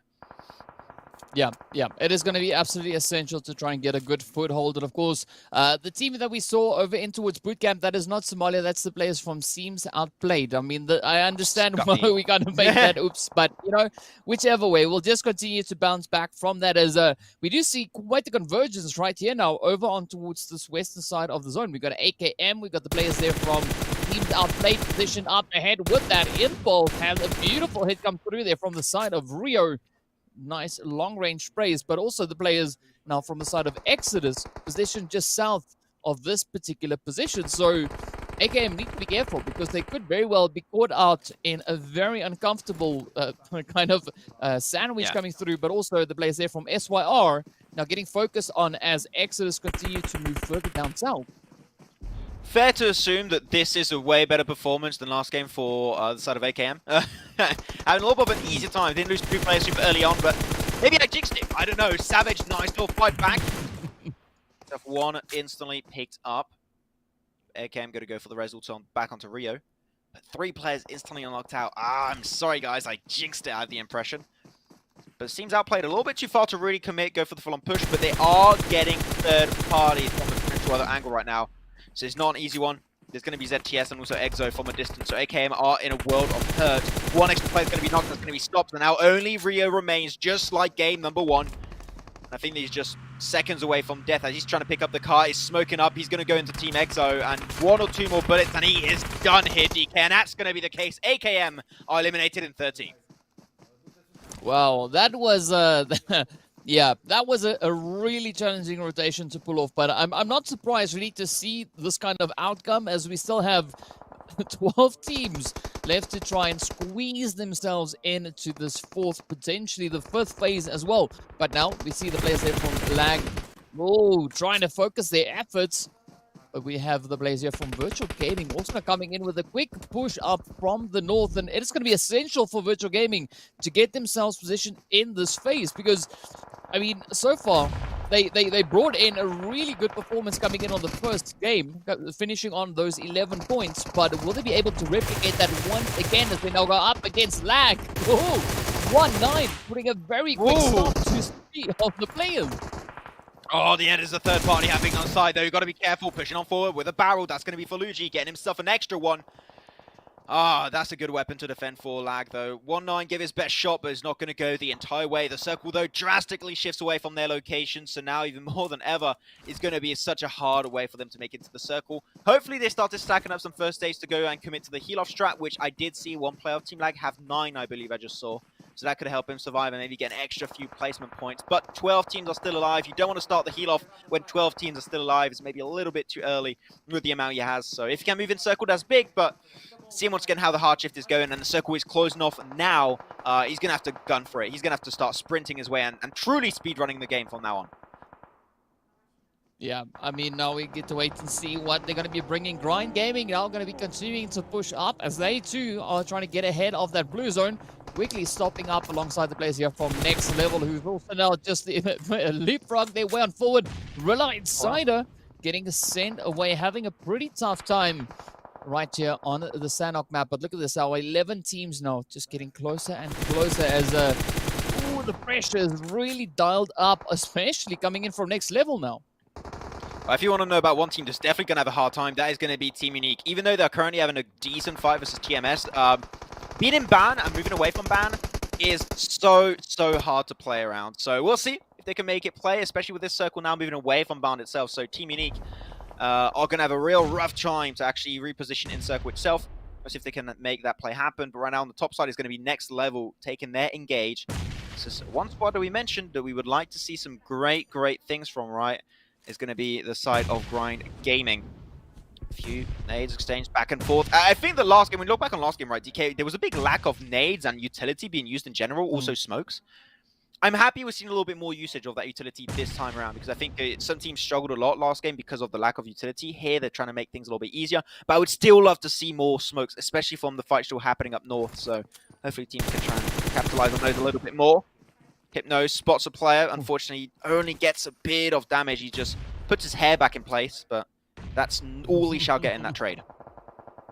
Yeah, I mean, there's nothing wrong with that, but now the teams are going to continue to just converge on each other. Pyro getting knocked on down. As you can see, Low coming in with a beautiful shot. The rest of the team now just trying to hold up that front line. We do see Hypnos, and Slowly trying their utmost, but the shots are coming in from all directions. This is such a difficult position to be playing, but Low continuing to try and pick up. Sully now moved up. Come on, who's going to get it though? Whoa, what is going on? I thought for sure that Team Lag was not going to be able to move away from that one. How the hell does he survive that? That's huge. That's absolutely huge, but they're still suffering from their wounds. Nala Well, next level is still there. Goes for the random spray through the smoke, and that pays absolute dividends there, GK. The circle shift wants some more. Away from most buildings is going to be down on the slope finish, but Unique, I said it, this was going to be so hard for them to move away from ban, and yet they impressed me, able to push out in such dominant fashion. The man advantage is not there. They're going to have to fight tooth and nail to even just hope for chicken dinner to come their way. Well, it is going to be quite the tall order, but either way, they have been looking absolutely phenomenal throughout this match. And of course, Exodus still riding strong there, as we can see, sitting on a 4-player team. So they have fantastic numbers moving into this late phase. But of course, we do have several teams still also now sitting on 3 players aside. That is going to be Zero Tolerance, as well as the players coming in from next level. Exodus now continuing to advance up from that southern side. Oh, I know. Unique, rather. Position just up on the edge. Will we see those hits come through? The watch coming in. Who will pick it up, though? Yeah, Joker goes wide. Nice spray onto the Bloom, and that's going to be another team eliminated. See you later, Grind. It was good seeing you. 3 teams now remain. As Exodus now behind that rock, maybe just have... they won't have enough time to go for the res. There's no way. That blue zone is going to tick way too hard. You need to push out now. Leave him in the blue. You need to take control. Next level, taken out. That's 3rd place. Potentially coming their way if they lose their final player. But that molly was absolutely huge from Kuma. But now they have the little bit of high ground advantage. That's huge. Even though the circle's not really in their favor, they're still going to have to push it. But if they have some nades, those nades onto zero tolerance skills could be absolutely huge. The first one is chucked. Not going to have the effect initially expected, but this game seems like it should be getting away with Exodus if played correctly. Well, Exodus, of course, being able to res up the full team, now moving into this final phase with 4 players on their lineup. Zero Tolerance coming in with 3, so there's going to be a 4v3 fight to the finish. Exodus having a good position up on the high ground, but the zone is over in towards the players here from Zero Tolerance, so they do have the advantage. And who knows, maybe if they play this position well, we could definitely see them putting quite a few punishing blows up on towards Exodus. We're going to be finding out exactly how that will go as the rush got through. Look at that. Vortex picking up a beautiful knock. Now it turns to Lord and Skydo. Trying to keep it all together to close up that chicken. Of course, the side of Exodus reduced down to only Joker. Wow, Vortex, that double nade is absolutely huge. Mine's going to try and move in, might be able to give a little bit of extra information. Heal up until the very last second. Joker's going to go for the push. It's a risky one. Can he get the clutch at the final moment? Gets one. Gets for the second. Going to go for the wide split. The blue connects it. Gets finished. Can he get it? Secured away. I have no idea who was able to get it, but I do believe it went the way of Exodus right there. And that was our 2nd game of the day done. And indeed, I'm looking at my screen. Exodus secured the win. Joker secures the 1v2 final clutch to secure game 2. Well, that was just absolutely insane. I mean, Joker pulled that off with almost no health left. I think that was like 5 or 7 HP remaining in that health bar. So a beautiful clutch coming in from the side of Exodus there. Of course, the players from Zero Tolerance skills coming in with that 2nd place. Also, some pretty impressive elim counts coming through once again. But the players there from Next Level, as well as Unique, they've held their own. Unique, as you said before, you know, they had a really tricky rotation, particularly over towards Hatin, starting off in the early phases of the game, trying to get away from the players there from who we had of I think it was the RAZE clan. Managed to get that rotation, and they were just able to survive all the way through into those late phases. Yeah, it was a really good play from them. Moving away from ban is such a tricky thing, but I have the impression what worked in their favor, right, is that the southern side of ban was outside of circle, so no teams are going to be able to have, 2 angles, because it's like kind of a valley area, so if all teams are just spotted around you, you're not going to make it out. But luckily enough for them, the circle moved away out of the circle, the southern side, so no teams could really have that sneaky off angle with the teams at north and east. And then as long as they eliminated the team that came in from the east, which they did, I don't remember which team it was, but they did get rid of that team. All the teams were just so focused on moving in circle and fighting one another that it just cleared a lot of space and a lot of breathing time for them to actually push into the circle itself. So it was really well played from them. But man, I really thought the game was going to go for Exodus, and it did almost go to Zero Tolerance for a second. That is the reason why I said at the end I thought the advantage was for Exodus is because if they have nades, there is no way that in such predictable positions you do not win that fight. But I have an issue is that last game and this game, utility's lacking super soon in the game. I want to see more nades available late game because that can change the pacing of the game drastically. You know what? We're also going to take a drastic look. I don't know if that's a transition. Oh, we'll see. We'll go with it. We're going to take a look at the rankings of the second game of the day on Sanhok to see how the point disparity has been going through for these guys.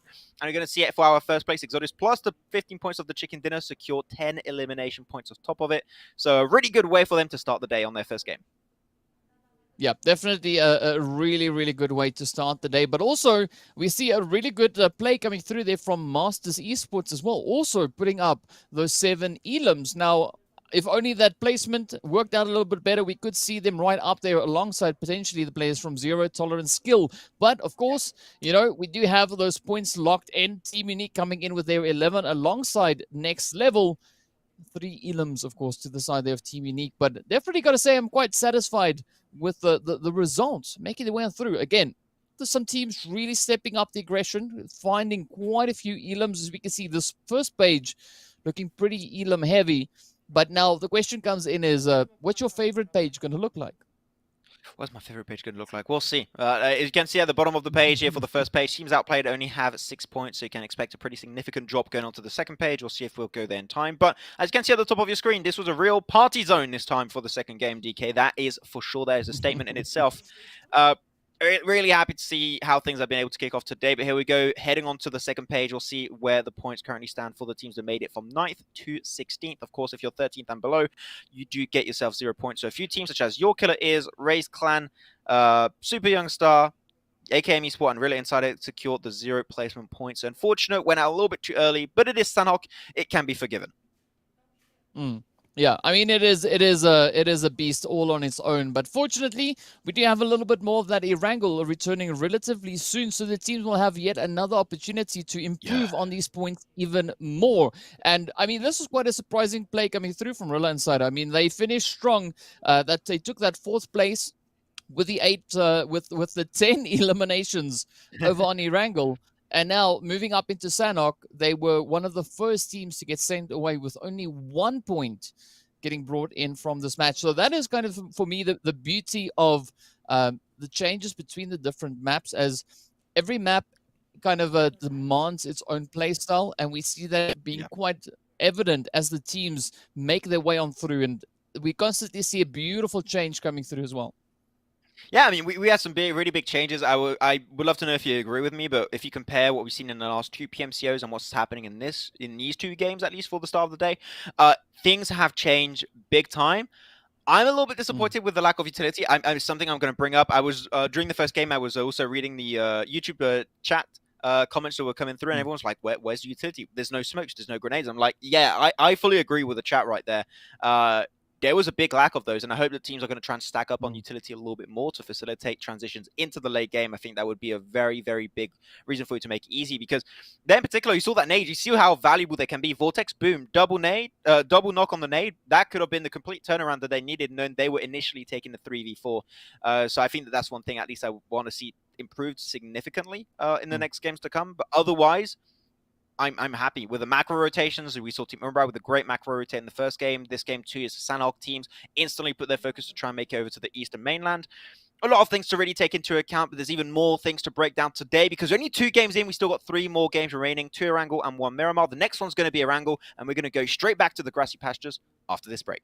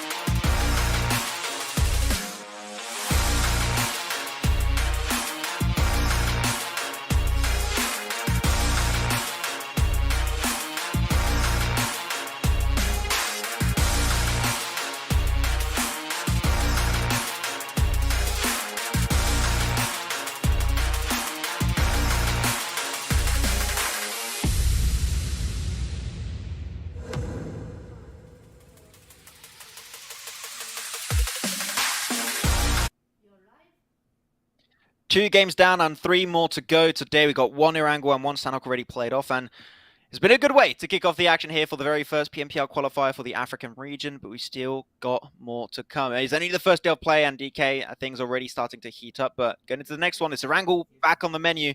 Really hyped to see how this next one is potentially going to go down. Yeah, I mean, now we see the players from Group A and Group C meeting each other on the battlefield, of course. Erangel is going to be where it's at, and already Group A and B starting it off quite impressively on that first match. So I'm curious to see what the Group C teams are going to be bringing to the table as they now meet up against Group A. Of course, we just saw a few of those Group C teams participating over on towards Sanhok. It was pretty hot, pretty crazy, but now what's that? Bread and butter time. Here we go.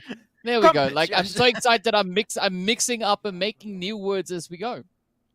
Yeah, this time around, we're going to have Group A and Group C take part in this next game. So interesting to see how the fight's going to be happening between the teams of both of those groups A and C. We're going to have some interesting back and forth potentially. We'll see how it's going to go. But it is time, ladies and gentlemen, for us to jump into our third game of the day. Once again, that is going to be Erangel, and we are about to see how things are going to go down this time around. Intrigued? Of course, looking at these games, Exodus got himself the second game of the day, and you got yourself Team Umbra securing himself the first game of the day. Umbra are now back in the lobby, back for more. We'll see if they can remain the king of the grassy pastures, or if another team is going to take the crown this time. Oh, yeah, definitely. That is what we are looking to see. But of course, you know, if we look at our chickens, we know that the players from Exodus got the previous one, as we just had an absolutely fantastic one on that end. And we do see both chicken dinner winners in this lobby. So will we see one of them bring in that second chicken, a back-to-back one potentially, or could it be one of the other teams? I mean, it is still pretty much open for the taking. Anyone can step up and claim that position, that final victory. But of course, still a very Western flight path making its way on through in this first initial, well, at the start of the game rather. Yeah, well, see, plane on their angle likes to go a little bit over to the western side. I do not know why, but apparently he's got something for that western side, which I understand is pretty good. You've got some long beaches to try and chill and get a little bit of a tan, so I do understand it to some extent. Though in terms of drops, going to see if anything is drastically going to change. I'm going to be looking at a position potentially where Umbra like to go. I think Umbra maybe even pushing their drop location a little bit further to not have to take a fight in Rozhok itself, which is the case. Umbra going way further and beyond. Shadowwind's ready on the forefront to make it even further over to the southeast. But other than that, this phase on circle, you would maybe think here, if you are someone that's inexperienced to watch in PUBG Mobile Esports, that this is a good circle because of the plane path. I will tell you, unfortunately, that that's not the case. This is a 50-50 split on the river, which means that very early on, you're going to have to take a gamble or commit to the center to be a gatekeeping team. This is not going to be a fun one. But one team that has huge potential super early on in the game to be in what could be the best position in all of this third game of the day is ZTS. Looking at their spot in particular, they have Cube. If you want to gatekeep a bridge cross, that is the best position to make that happen. So huge props on that one. Yeah, but it does seem like they're also now starting to just explore their options a little bit. We do see them mobilizing themselves. Also, quite a bit of movement now coming in as we see from Exodus, and 21st Century started off. Beautiful play coming through from Joker. I mean, that MVP next to his name does seem quite fitting to be there. But 21st, already losing Andrew right out the gate. Now looking to see whether or not Pharaoh could be potentially pushing up and picking up a few elims. Yeah, I think at that distance you might want to go for one taps instead, but hey, he's going for the big spray, and I think he didn't have enough time to loot to have an insane amount of ammo. So I'm scared of him actually running out of ammo pretty quickly. So you might want to hold on to those, especially because you do not have any vest, you do not have any helmets. So you're very prone to taking that big burst damage if you get just one headshot. And we saw Joker do exactly that right last game. You might want to be careful how you actually approach it, because this guy will clutch it out. Doesn't matter the circumstances. He will take the fight if possible. Yeah, that is definitely a play that we've seen come through from the side there of the players coming in. But now, 21st, just looking to kind of play it a little bit more cautious, a little bit more calculated, but they also are quite spread out. I mean, we do see Pharaoh and Grey positioned up here, but 6-9 is quite some distance away. But unfortunately for the side of Exodus, they don't have much loot really. As we can see, there's not really a good armor being gathered up so far just yet, and I think that's kind of a result of these early engagements coming on through. But hopefully they do decide to potentially try and rotate out to just go improve their loot a little bit more. Yeah, just loot up a little bit more. Hopefully get the infamous utility that I've been mentioning since the end of that first game. I want to see a step up in that regard at least. Otherwise, as usual, we're not going to have these huge breakout fights with teams getting eliminated left, right, and center at the very start of the game, which I do enjoy. I do appreciate that, so thank you very much. Umbra then did indeed not commit to ROZOK position. They went over to the side of school/apartment, which I believe might just become their main drop-in location, because ROZOK is always going to be contested. We saw that in the first game. We saw that happen right now, so just avoid the fight versus AKM and RTG. School apartment is free. Take it for yourself. I have literally no issue with that whatsoever. And school apartment, in terms of loot alone, right, DK, is one of the strongest positions, and the car spawns are very, very welcoming. So to go for rotations if needed, school apartment is great. But speaking about positioning, right, I've noticed something, okay? The players there from RAZE clan, they've actually dropped up in towards Pachinki, right? Blackjack, who we saw dropping in Pachinki in the first match, actually now changing their drop, heading all the way up on towards Yasnaya. So the team's already starting to adapt to the opposing teams coming through, just bringing in some extra bit of strategy, potentially looking to bring in a few plays here. But now we still look on towards players from 21st and Exodus still holding on. But I don't know at what point they're going to start to disengage from here, because we have that zone starting to close on up slowly. But Exodus does now seem like they are losing a little bit of interest at, in this kind of delayed play we have going on here. Especially when you see how dominant Recalcitrant was in the last fight that happened here in game 1. Probably not a team you want to fight in the first, 5-6 minutes of the game. So I appreciate the fact that Exodus are looking to move out of that position. Kuma to take a little bit of damage though, with also Joker, so heal off if they can. But I have the impression a lot of teams, because of how they dropped, are a little bit underlooted. Exodus falls exactly in that category, where I have the impression that they have not the best loot to really take fights head on. In terms of helmets and vests also, they do seem severely underlooted. So if they can go for a temporary spot, get some extra loot, maximize the opportunity for them to win those fights with their loot would be great, because I think that them in particular haven't had the best start in terms of item spawns so far in the game. Yeah, it is looking a little bit scarce on that front particularly. But now to make things a little bit more difficult, they've now moved out to the edge of the coastline. I mean, 21st century, this is quite the interesting position to be in, and the only player they have really hanging around in the vicinity is going to be Edward, that we can see coming in from the side there of Recalcitrant.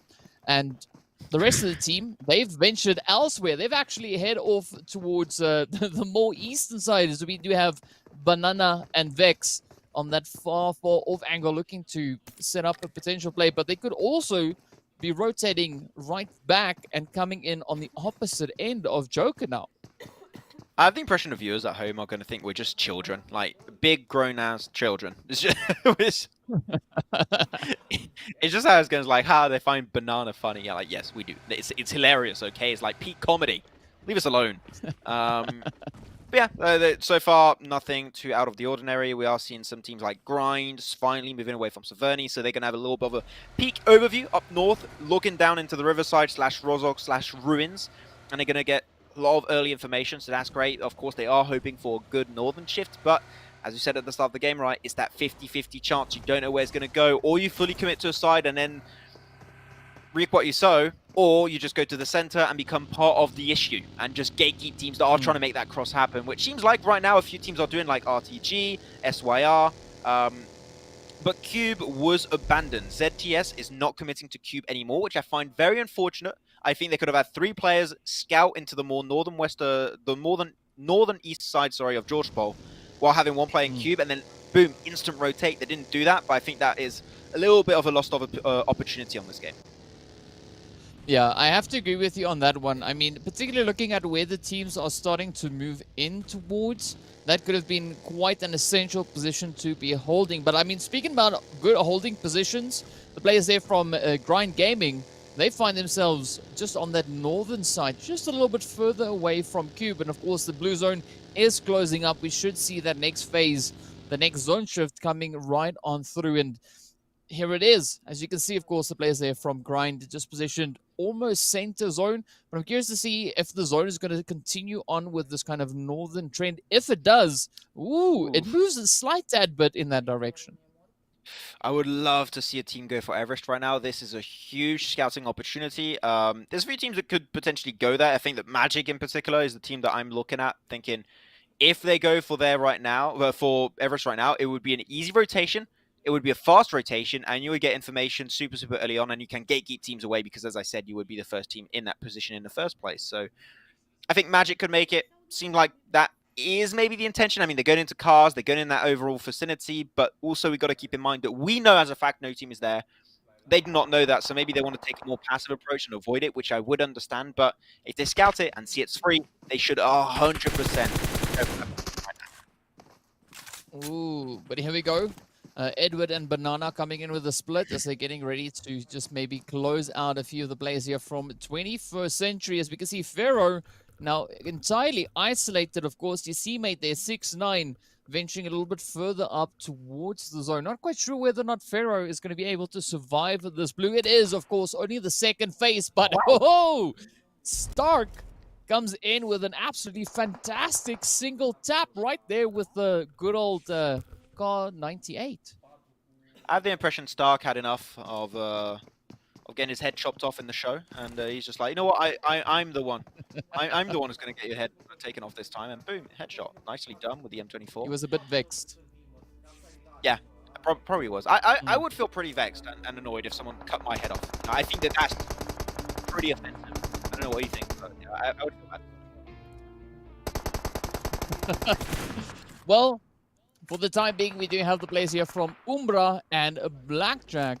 Now, having a fair trade-off, of course, the DROGONS just positioned a little bit further away as well. But a good capitalization coming in from the side there of Umbra, just utilizing their position up in towards school. I'm not quite sure whether or not the players here from Blackjack were actually expecting anyone to still be occupying that position, as we do see the zone now, of course, just continuing over towards that western side. But we also have a good convergence of teams now moving up in towards Ruins. We don't have anyone on Everest just yet, but it does seem like SYR could be potentially moving in that position. DROGONS, for the time being, are going to be looking to just set up a bit of a fortification in these compounds, as they do know that there are a few teams behind them.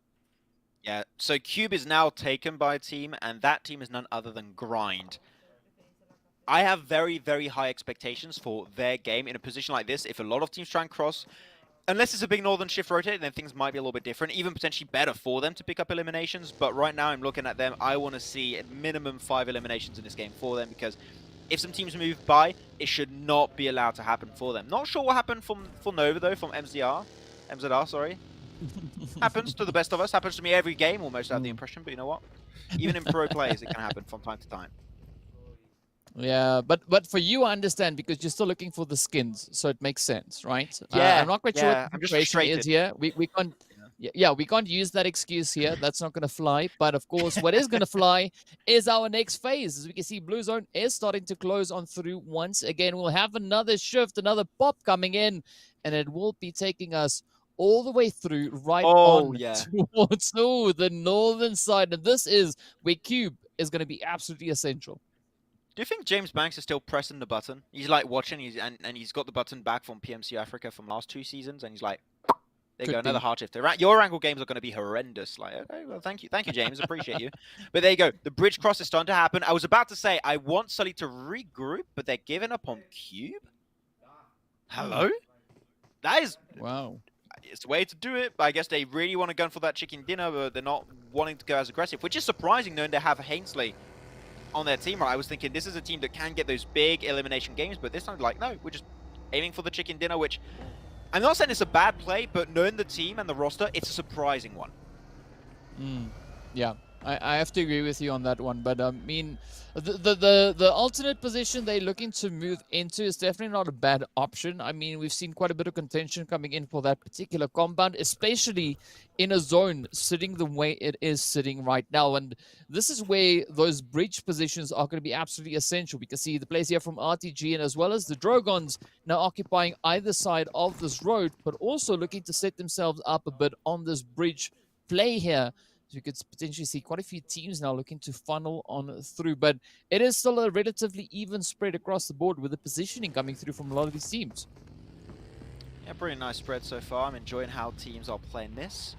But the main focus is going to be, of course, how are you going to cross this river? Some teams are in pretty good positions. I'm looking at RTG. That is a pretty ballsy 2-2 split, not going to lie, just north of Sunken City.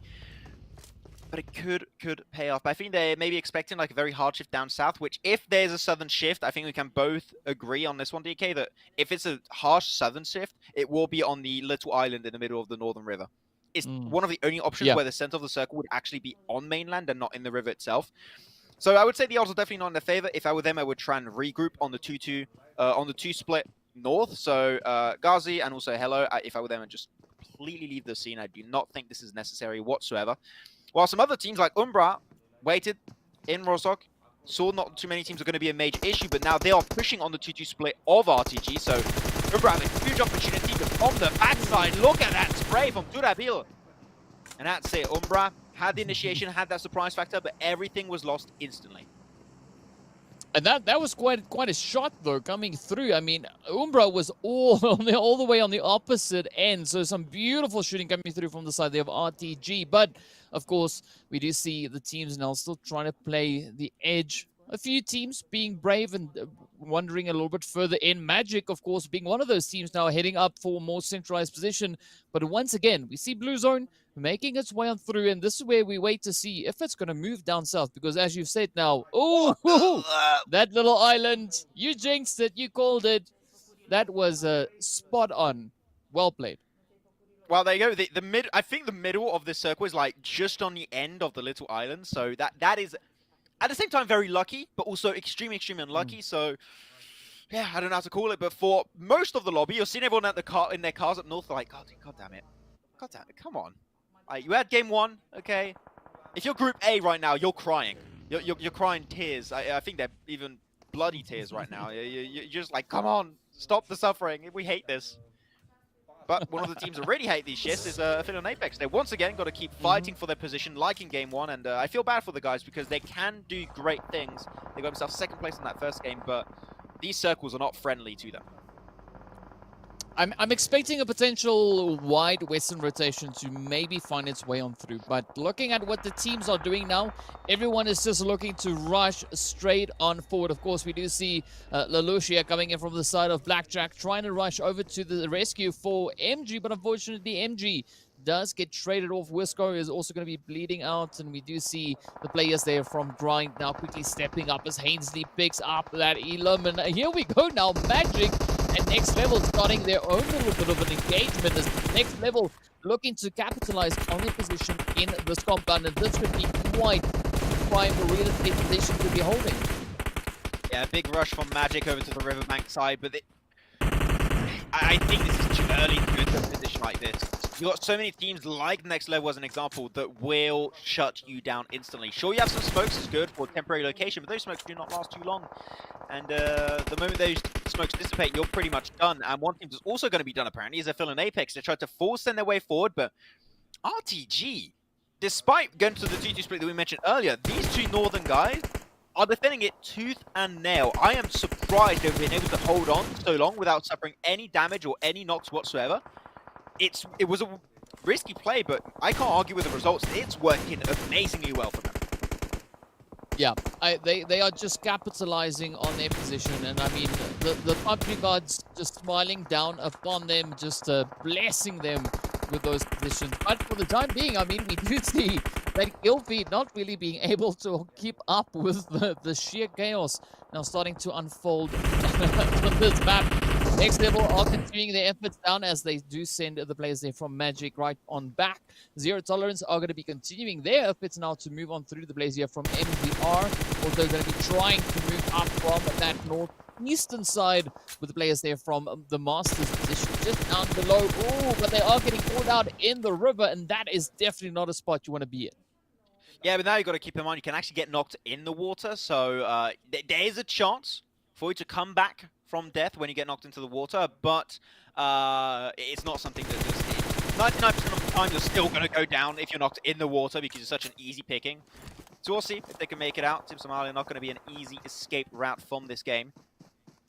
The circle's about to shift, and it could go literally anywhere. I think there's not going to go north. It could be all next to the western side of Rozhok, or it could be the island itself. And if it is an island finish, there's currently only 2 teams in that position, and it goes right there. I hate it, but I love it. This is great. Look at RTG. Just like that is so beautiful. Now. I mean, yeah, they do. But where though? Because like they got to push through the water. The only place to go is kind of that point of the island, maybe. So I'm not quite sure where they're going to try and rotate up to. But I agree, they have to try and condense that. Meanwhile, we will be seeing quite a bit of fighting now continuing over on this western side as Zero Tolerance and, of course, the players coming in from Grind are looking to close it up. Neither of these teams have the secure position locked in this phase, in this next zone, but they are so close to that. It is, for the time being, going to be a 4v4, 3 play? Yeah. I have the impression that these are a lot of wasted pieces of utility that could have been kept for noticeably this cross that's happening right now. You're going to need smokes when you go out. If they do not have smokes to leave that river's bank, they are done. So ZDS going to try and join in their footsteps, though Hainsley going to peek his way up. Skydo apparently is going to be the first to actually put his nail in the coffin. And Hainsley's going to be confirmed away. That's it for him. 3 plays still up is going to be Pyro, Mercury, and Sully. And Pyro remained a little bit further back to maybe assist the rotation from the rest of his teammates from Grind. That looks like a good nade, and it's an absolutely amazing one onto Vortex. And that's it. That's the end of the team. Zero Tolerance skills eliminated in 13th. 12 teams still remain, but it's about to be way less, I think, DK, with this circle shift. Pyro, despite being in the blue, he's doing some work. 1 nade kill, plus also getting some knocks from distance, relieving some pressure for his team. He is doing some work despite him going down in 3-2-1 right now. Yeah, I mean, Pyro was on fire, right? He was on fire until he got kind of extinguished right there. But looking at the rest of the zone, that western side is now pretty vacant. We only got a few players positioned there, but the east, this is where the pressure is going to be on. As we can see, RTG now coming under fire, so then weren't able really to condense that split. As we can see, also the players from SYR now also looking to move up and find a potential play. But I'm interested to see, though, what the players from the side of the RAZE clan are going to be doing, as we have them moving up as well. You have no idea how much I want RTG to prove me wrong and prove me that 2-2 split is like 10,000 IQ play. But as of right now, I have not seen the dominant success of that current 2-2 split in this late game finish. So hopefully we're going to see a little bit of a change happening very, very soon. Umbra trying to move away, MZR following in their footsteps, maybe trying to play into the river. There's going to be a lot of teams and players just going into the water, trying to remain undetected. Shadow and Peaks, despite being just 1 HP, you need to go for the first aid kit in that position, my friend. Unfortunately, we're not able to do so in due time. Now RTG, 2 players are going to have to push out, but they're still taking the fight. Turabil gets 1 knock onto Kingerman, and it's still 1 more player. RTG are doing so much good work right now. Oh, yeah, they're doing good work, but the zone is just brutal. It has shifted over in favor of the players there from Grind, which are the only team currently positioned within the zone. RAZE clan, meanwhile, are going to be looking to apply the pressure on towards RTGs. We can see Hello now quickly just vaulting up. Ooh, trying to come in with a bit of a jump shot. Unfortunately, not getting any of those hits, though. It's insanity, Max. That is what it is. But big old blue zone is going to start moving on up right now. So the pressure is going to be on these teams to try and get up into that zone. Unfortunate. Nice try, Hello. But as we mentioned it a few times, right, GK? That 2-2 split, it's too adventurous for a finish like that, where you know everyone is going to be rushing for positions in the late game. You have to try and regroup. It was hard to regroup, don't get me wrong.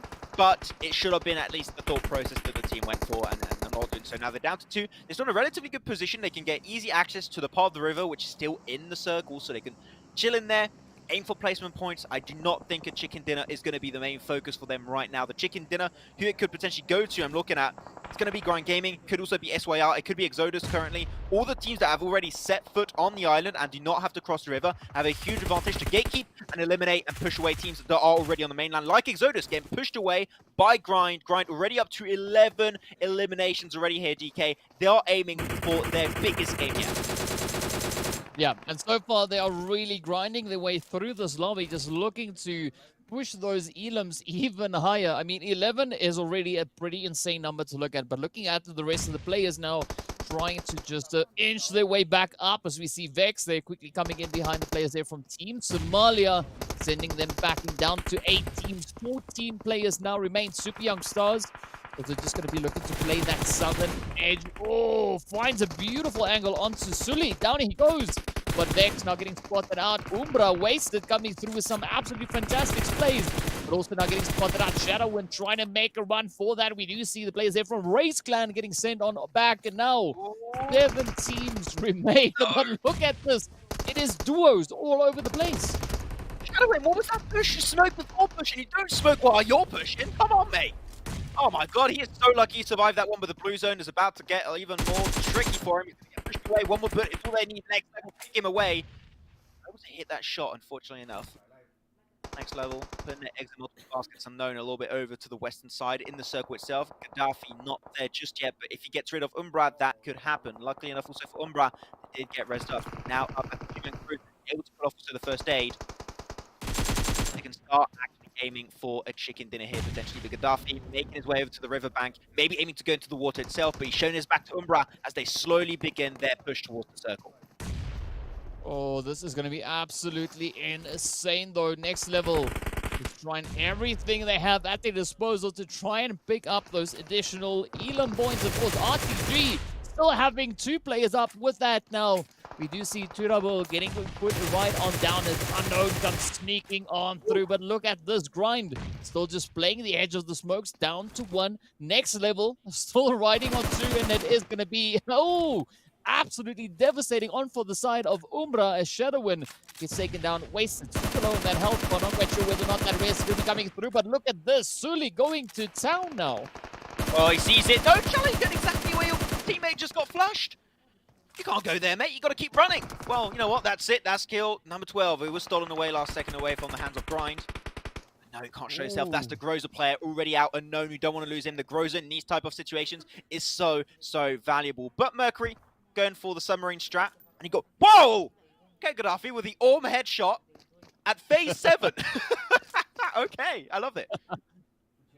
Well, what more could we ask for? It is down to our final 3 teams. It is going to be players from Grind, Next Level, and Umbra left to fight it out. We do see a few casualties, of course, a few lower health bars coming in. Unknown just getting rest on up. Wasted now trying to inch their way back into a bit of safety.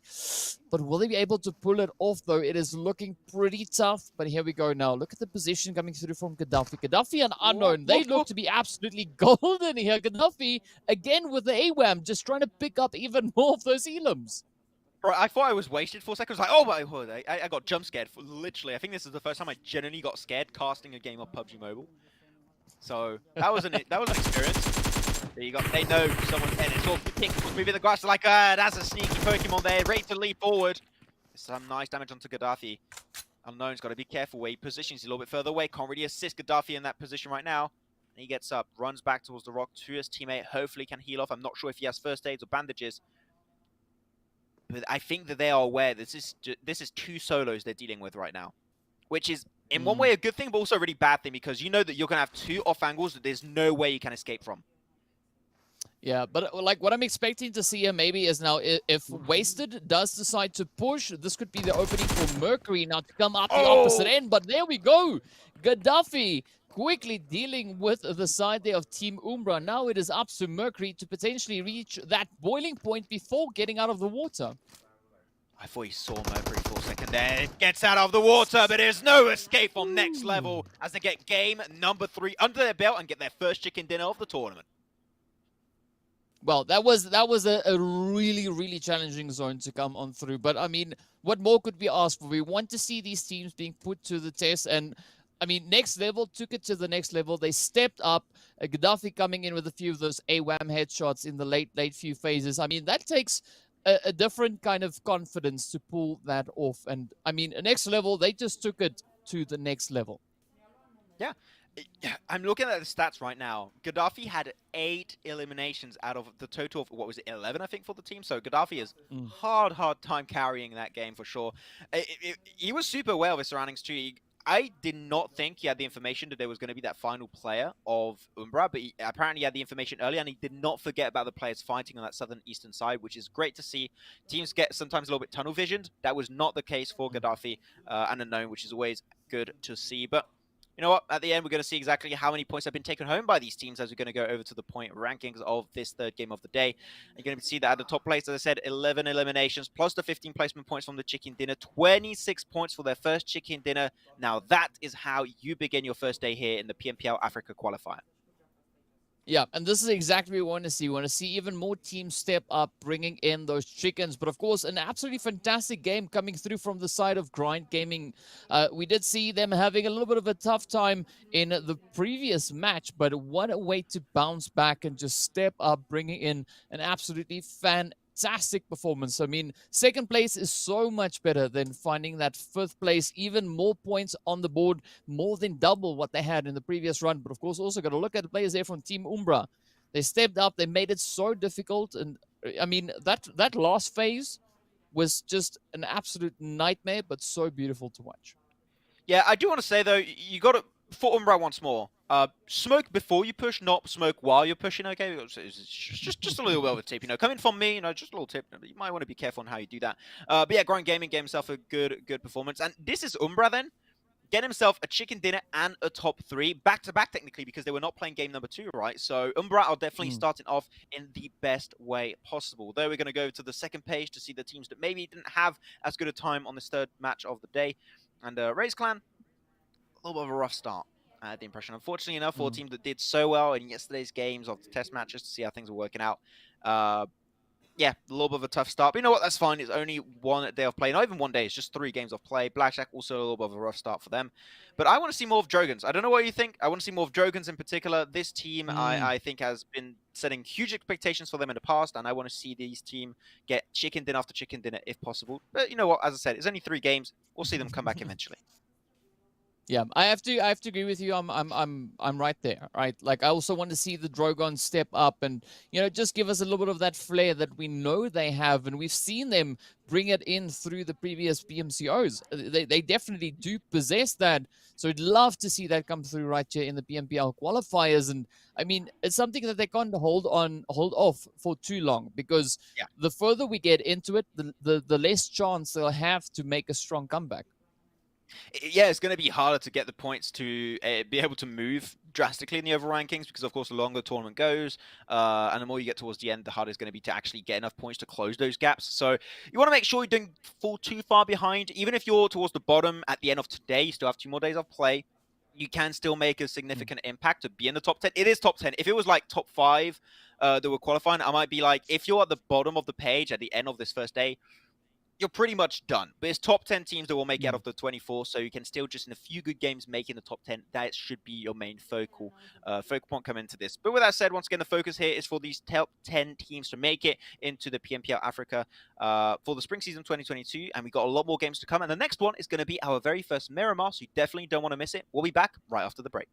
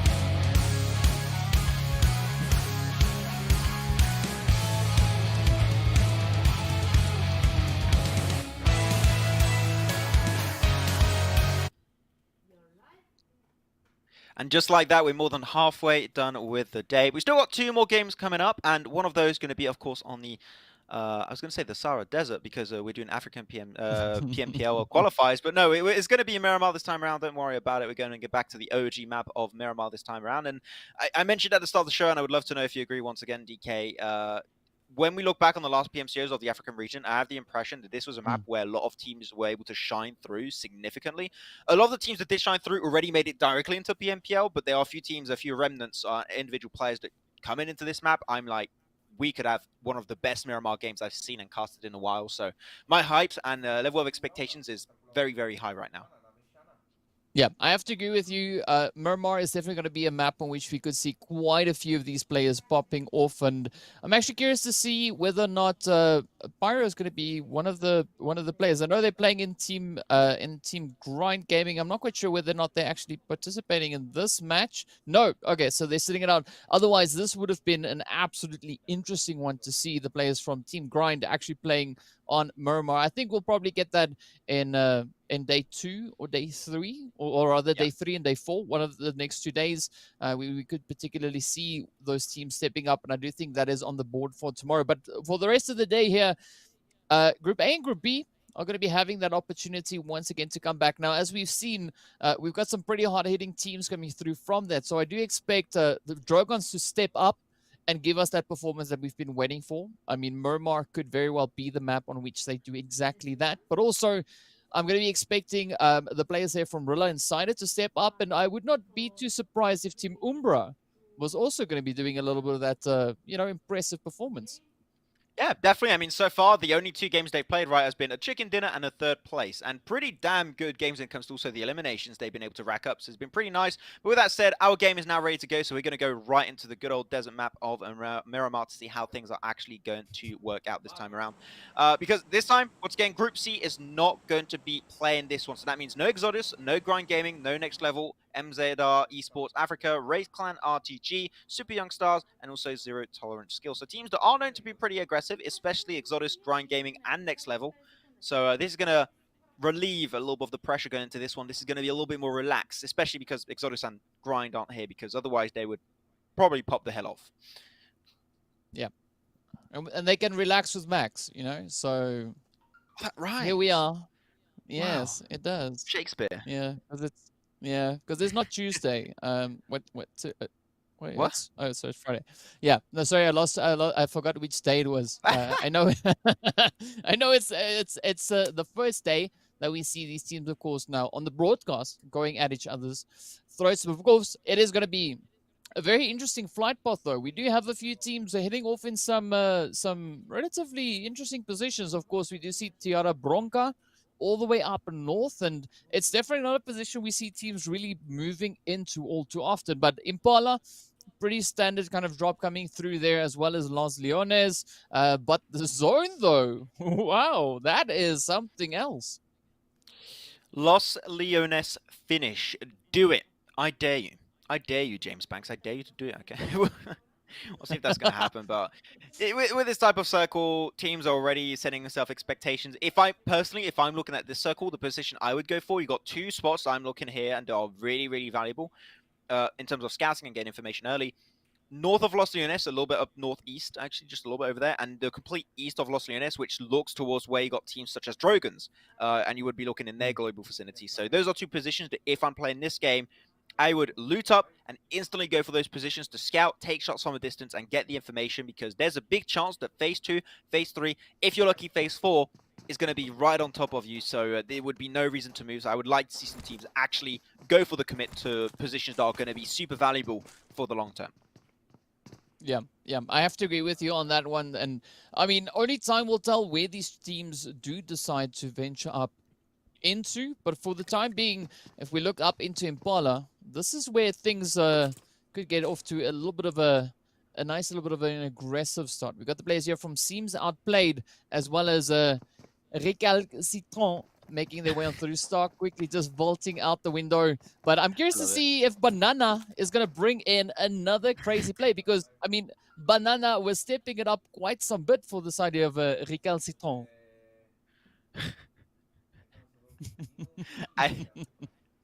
I do not know how you expect me to pick up after you when you speak like that, man. But I gotta try. It's like Moist, but the funny version. I don't know. It's, you found it. Found my Yeah. weak spot. GG. Um, but yeah, we'll see how things are going to work out potentially here inside of Impala. It's going to be a little bit of a back and forth currently happening.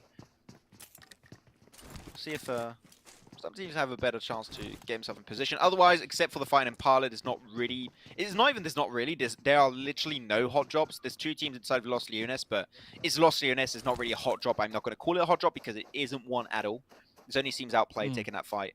That could potentially go south if they're not careful enough. But otherwise, also, it's a pretty big compound, so if teams want to avoid it, there's definitely ample opportunities to avoid the fight entirely. So I'm looking at teams Outplayed. I'm looking at how they perform in the early game. If I'm them, I would just rotate north, wrap around, or just go straight down south or behind the eastern side of the rock. That is an easy rotate and way out of this engage because there's just no reason to take an early fight, especially on Miramar more than any other map. Yeah, and I mean, they do have the favorable position, so that eastern rotation could be quite viable for them, but it all comes down to whether or not they actually are looking to do that. We do see Impulse venturing a little bit further on towards that eastern side, maybe to just get a bit of a lay of the land to look and see whether or not that could be a potential option, a potential play for them to make. But you're talking about things going south, and another thing that could, of course, be going south as well, could potentially be, well, not only the players here from 21st Century, seeing that they are so far north, but the next phase could also still continue further down on towards that southern side. So we do see the teams still very much concentrated up towards the north. And here we find, ooh, the Masters going up against Rila Insider. So Angelo and Zeke, no, I blanked out. The IGL, there we go. The IGL for the side of Rila Insiders now just picking up a quick, easy double elimination. Damn, as powerful as Zeke from Attack on Titan. Don't know if you have you caught up on Attack on Titan or not? No. No, pardon. Okay. I'm probably not going to talk about I was going to do some anecdotes about Attack on Titan, but yeah. I believe maybe a lot of people in the chat right now on YouTube have not watched the last season, so I'm not going to spoil it. You guys, this is a spoiler-free stream. Do not worry, okay? Everyone dies at the end. What? No, I didn't. Okay, I'm joking, okay? Last episode isn't out yet. It's a joke. I'm memeing around. Don't worry about it. I definitely recommend it. It's a pretty good season right now that's happening. So far, though, some teams have already started to initiate their rotation. One of those being Magic, Team Unique. Also, slowly but surely, with Phantom on the front line, going to try and eke forward, get closer to the center, get the info, and take a good compound under control if they have the chance of doing so. But otherwise, yeah, seeing how good these teams have dropped and how also we have been seeing that the fight in Impala has not been going down. Recalcitrant has just completely left the fight. Nothing's going to happen until, I would say, phase 2, phase 3. Like, we have 5 to 10 minutes of just talking about whatever we want. And the viewers have no chance to escape it. They just have to deal with it. Yeah, because there could be action hidden in there, you know, at any point. Even we don't know when that's going to be happening, but I mean, we could also potentially maybe see something evolving or kind of developing between Blackjack and AKM positioned up in towards Los Leones. So we can see AKM, they've now moved into the 5 stack, and BJE still relatively spread out, but it's going to take some time and a lot of intention from both of these teams to potentially get a fight started between both of them. I'm looking at this map, actually, and I just realized that Umbra are going for a super wide 2-2. I wouldn't even call it a 2-2 split. It's more of a, like, a 2-1-1 split. There's 2 players over to the western side of Los Leones. That's Morteza and Shadowin. Wasted and PLZ are still outside the blue towards Monte Nuevo/Power Grid position. I'm not sure I understand the relevancy of such a position this early on, especially this early on. I don't know if you have a 10,000 IQ idea and understanding as to why they're doing that, but I'm just looking at that like, they're not winning anything from this. Their looting stage is already finished, like with almost 8 minutes in. I do not see what they gain from such a wide rotation and position this early on.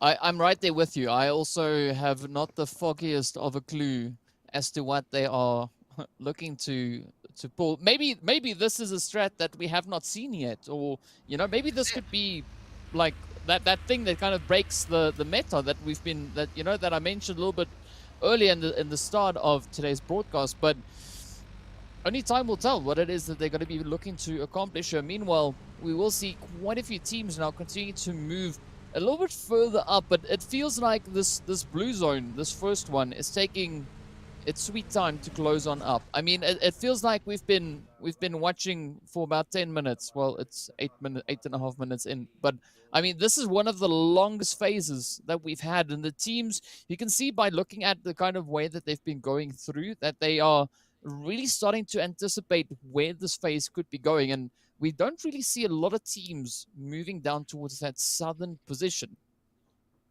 Yeah, one of those is going to be going though is TS, Team Somalia, is going to be going in that position, which I do appreciate it. The high ground positions are super, super valuable. I like where Team Unique are. That's the high ground position I mentioned towards Los Leones. I believe they're on the low ground position, but if they keep climbing uphill, I think they'll get there in due time. And onto the more eastern side, I'm going to zoom in on my side. You got Blackjack, which is exactly where I wanted them to go. DROGONS, I think, tried to get closer, but got spotted out by Blackjack, so they took a few shots in their overall vicinity. And yeah, I did zoom in a little bit. Unique are not exactly what I mentioned. Chills is pretty close.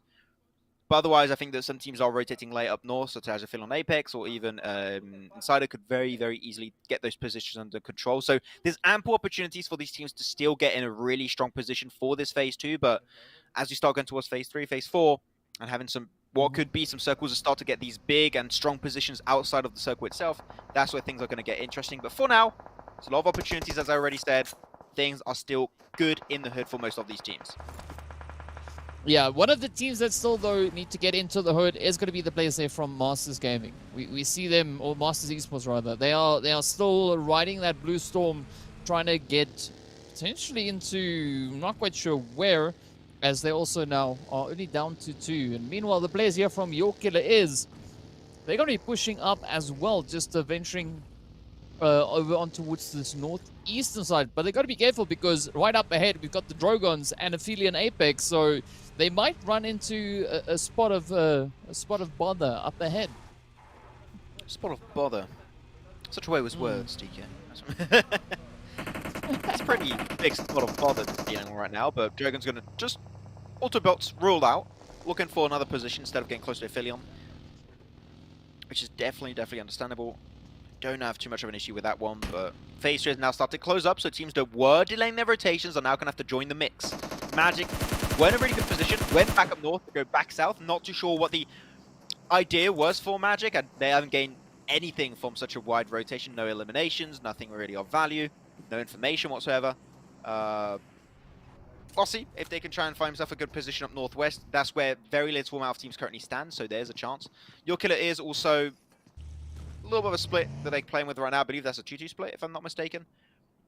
So just be careful. Just be wary about the fact that a team pushes you, you're in struggle. So puff up your chest. Oh wow, that was hard to say. I don't know why. To make sure that teams are not willing to go for the push and think you as a 4-man team. Yeah, at least you didn't put pass at the end. Otherwise, that would have been quite quite the English is complicated. Okay. Hey, I know. I run out of English every now and then, but of course, who's also running out of something is going to be the players there from Teams Outplayed, as Impulse now gets picked up at the side of Lag. But look at that low, just putting another knock on through, and this is definitely a very difficult position, as we can see Snipe. Now, the last hopeful here, but Lag, they're not going to be backing off of this position just yet, as we do see those utilities at long last coming through, and with that, Teams Outplayed gets sent away. And man, the African utility, we didn't see at the start, but we're getting there. Slowly but surely, we are getting there.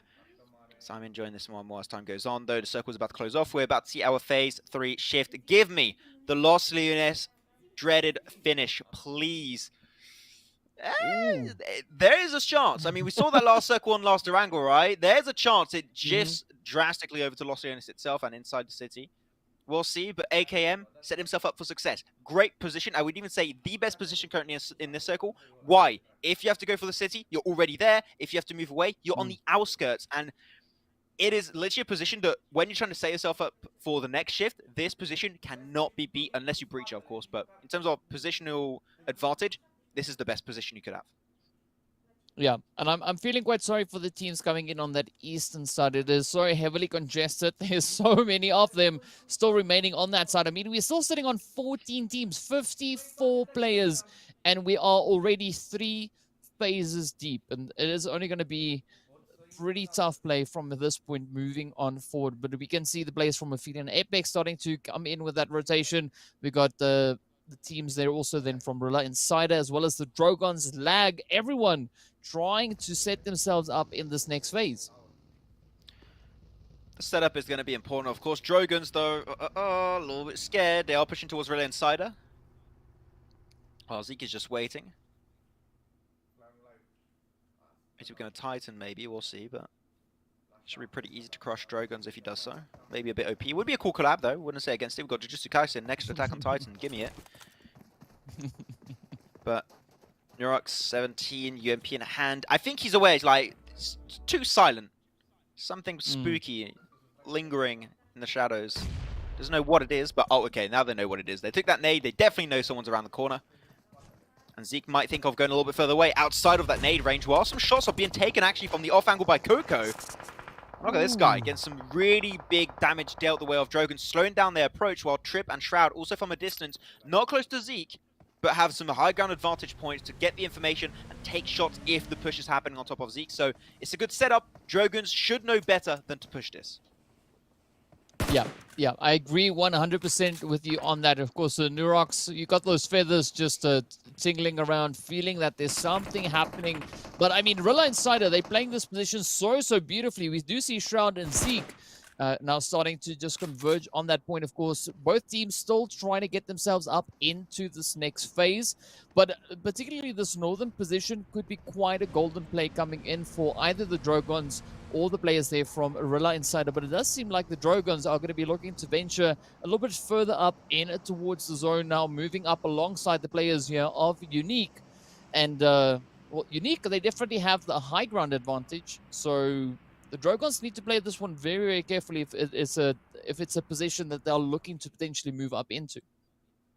That would be a good approach for them. Here we go. Give me the shift. Ah, not quite the Los Leones finish we wanted, but you know what? It's still a 50-50 split. There's still a chance it goes hard to the east. But seeing this one, I think that we're going to be more on the western outskirts of Los Leones with a few little warehouses positions, which are super strong.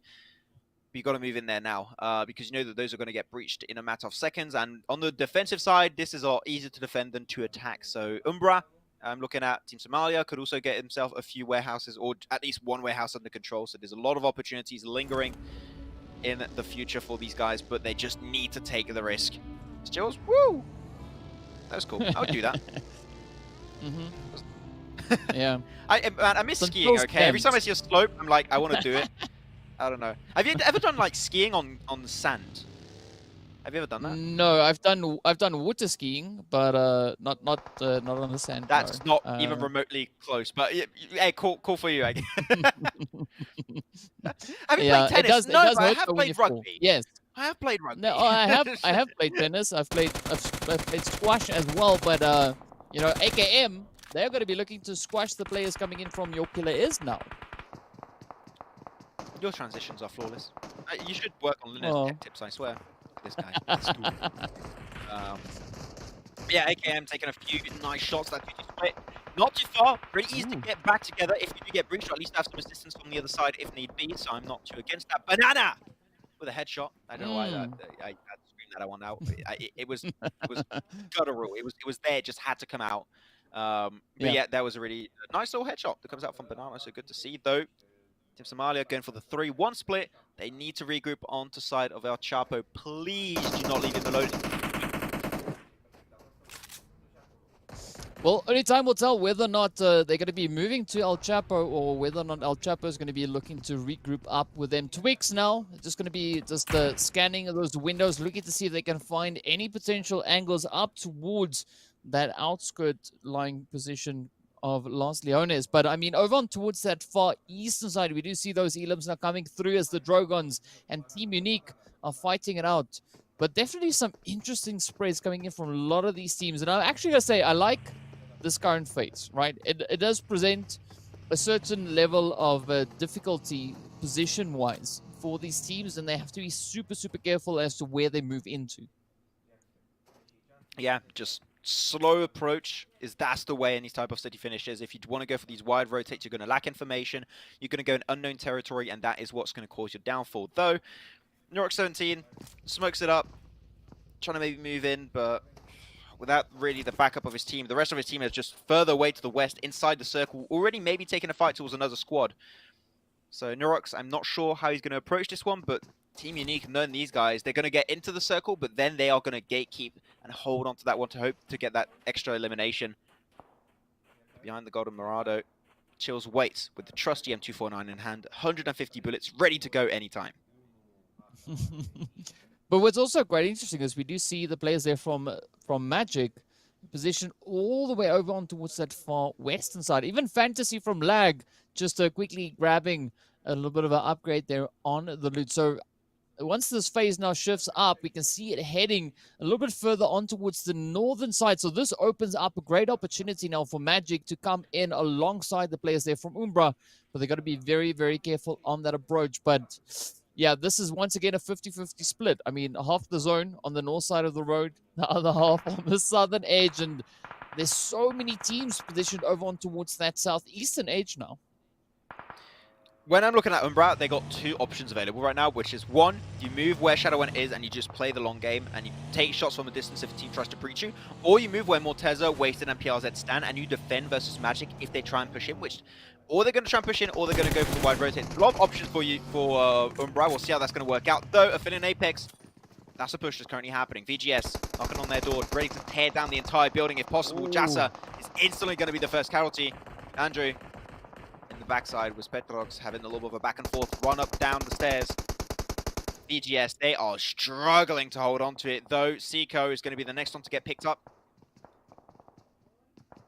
Petrox, you don't want to let that first aid come in. You don't want to let that heal come in. The res would be an absolute bother to deal with. Aphelion Apex is one of these teams you definitely want to eliminate.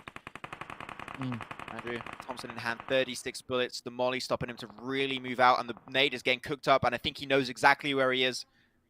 The nade is big, the nade is nice, gets a little bit of tick damage, but not too much. And now's the chase down is happening, but he's just going to change building, change side, go at least try to get through the window. Happens to me too when I ate too many Doritos. Don't worry, man, I get it. He's definitely going to try and escape it. And there you go. He is out of that one, with Jassa still there, trying to hold on to the front line. But Jassa, he's just been abandoned. There's no way he survives this fight versus Virtual Gaming. Yeah, I mean, that was a good play coming through from Virtual Gaming, though. They utilized the opportunity, got all the players back up once again, and with that, they are able now to kind of get a bit of a reset before venturing further into the chaos that is going to be this next phase. We can see the players here from Blackjack now also coming under quite some heavy fire. We do see Rila Insider also looking to vie for a potential position, but of course, players there from Team Somalia positioned on that southern edge of the zone. They're going to be looking to just capitalize on their play here, but on top of that cliff, it is going to be absolute chaos, as we can see the teams now just going to town. Of course, here we go. Team Somalia looking to just capitalize on this little bit of a warehouse. We do see Lag off in the distance, but also now the players there from Masters are going to be pushing up right behind them. Oh, up comes the rush. Will Low survived this one, not quite sure he will. Zero, meanwhile, will be repositioning, but look at Umbra. They're capitalizing on their position over on towards that western side, but the Zoro now taking yet another shift, and Magic losing yet another player. 100% confirmed we're going to be playing the western side of Los Angeles. A few buildings to play for, but most of the warehouses are now out of bounds. So we're looking at TMS, you're looking at also the side of Team Somalia. They are going to have to push out. Same for also the side of Recalcitrant. I was thinking of the accent for a second to make sure I got it right and nailed it. But they are going to have to be super speedy on that move, because otherwise teams are just going to get into the positions before them, and that leapfrog is going to be rendered almost impossible. Northern side, the fight's still going down though, a little bit of a 2-2 split, taking the fight versus DROGONS, but in the meantime, AKM all on the top of that building, which I could have appreciated if they were still in circle, which is the case now, but you know almost 100% right, DK, that the next shift is not going to go their way, not even close. They never start thinking of going down and moving across the road, because that is going to be the hardest rotation for them to execute this game. Now they're going for it. DROGONS going for the full-on engage. Explode the car. Your killer is indeed are going to get killed the hell out of the lobby. one remains. Norok switches weapon, and he clears almost everything in that engage. What a play, what a game from Norok 17. But unfortunately spot away by the remnant of Your Killer Is. And now, he get it. He got rid of DROGONS. Back into the car, ready to cross, but unfortunately another team is on the receiving end. He has to jump the hell out, because otherwise it might just be the end for Your Killer Is. And he does indeed get eliminated. Your Killer Is out in 7th place. Oh no! Sid fell off. What? That is just absolutely devastating. I mean, that is a rip right there. But of course, with that, we are down to our final 6 teams. The players coming in from the side of AKM having full control of this 5-stack, but the team coming in from the other side, though, the players there from Team Somalia are facing a few problems of their very own. We have Masters Esports now contending for a position on the southern edge. They are going to be looking to apply enough pressure to maybe get the jump on Team Somalia. But fortunately, El Chapo has regrouped with the rest of the team, so they have a pretty good fighting chance here. But a good spread coming through once again. As we look onto towards that mini-map, we do see a nice concentration of teams now just spread out through the entirety of the edge. But Blue Zone is making his way on through, and the 7th phase is going to be absolutely crazy to play. Come on, I want to see Team Somalia get a good game. Had a perfect play early on. I was a little bit scared if they were going to stay split for too long, but they regrouped in just the perfect time. Now Masters, they're going to be the next one on their list. Already 3 eliminations. We'll see if they can try and get himself an extra few. But this circle is all about where it's going to shift, about which position is going to be given the advantage. And it shifts north on the road. That is horrendous. The Black... Oh, wait, what? Black from the top? I forgot about their position for a second there. Just rains absolute hell from the heavens from the top side of Los Lunes. And they get themselves some nice little knocks, but also take the receiving side for a few seconds. So you've got to be careful they're going to move it, but the Blue Zone is moving in now. 30 seconds. 30 seconds for Masters Esports to make a move, and the move, they make it happen now. Ilias on the forefront, getting some damage. Hurt from that nade, but now he's inside the building. He's in safer territory, but now you've got to win that fight. Good little bloom shot. He does get 1 knock. That's going to make it easier, but you need to go for the push with Bamboo. Bamboo needs to join you. He's pushing from the other side, trying to clamp down onto Team Somalia. This is the execution you want to see, but they're not going at the same time. You're going solo, Bamboo. You've got to wait it out, my friend. Sabir GG now, a slid of HP. 1 bullet's all they need. It's a 1v2 happening currently. Masters might be able to just steal all of this fight away. Well, it is looking pretty tough, but up comes Ilias now trying to close this one up. Oh, missing the opportunity to make the play, but he is getting chased. Team Somalia not going to be backing off just yet. They wanting to close this one out. They want this southern position. Ilias now, oh, having the heads come through. Up comes the rush, and down they go. Team Somalia reigning supreme in that engagement. With that now, it is down to our final 5 teams, but it has been absolute bloodshed just being brought in on this map. Team Somalia now having to cover quite a bit of ground. BJE positioned up ahead. Umbra, AKM, and Unique already having their positions pretty much set in this phase. Pretty set indeed, but AKM, here you go. This is the fight I'm looking towards. Umbra already sent himself 1 player on the other side of the road. Morteza is serving as insurance for the rest of his team. Morteza, this could be the 10,000 IQ play, but it could also be super risky. Blackjack are just trying to crawl their way down that hilltop, but it is so hard to execute. Got the smoke break coming out. AKM want to get involved. Black Dragon, sorry, not Black, Blackjack, sorry, should I say, instantly picked off out in 5th place. 4 teams now still remain. As Umbra now also going to play around their own smoke road. The Blue Zone is pushing them closer and closer to the road, closer and closer to one another. We're just about to reach that breaking point where the fight is going to break out. For that nade, it could be huge, maybe a little bit too short, but the idea was there. Shadow needs to also reload that barrel. 11 bullets, gets himself back to 40. There you go, that's what you need. But Morteza's picked away. The insurance spot has been lost now, DK. Umbra gonna have to fight tooth and nail to make that cross happen. Yeah, it is going to be pretty devastating for them to try and close that out. But I'm liking the approach coming through as Umbra now is ready to rush on in the Blue Zone. Could be catching up pretty soon. Only about 20 seconds or so remain on the clock. Up comes Wasted, looking to see if he can find those angles. Up comes AKM, now looking to defend, but they're right on the edge. Only 10 seconds away from that Blue Zone closure. The final 2 remaining hopefuls for the team. Up comes the rush, Wasted. Ooh, down he goes, and now Umbra down to only Shadowin and Morteza. Why did Wasted want to push that? You just had to cross with your team. They would have been pushed by the blue zone. You would have been fine. They lose one player for literally no reason. But really, when you look at this one, this is another top 5 finish every single game from Umbra in today's games. They have been the major step up of the day. You've got to be careful. We still got 2 players behind them, 2 solos. AKM, the smoke, they still hold on to it. Happy to see some more smokes getting used towards the end of the game. Skirp is going to be spotted away. It's not actually 2 solos. There's 1 duo still alive down below for Team Somalia. This is it. Top 3 once more for the side of Umbra. 11 eliminations. The teams are now pushing their way.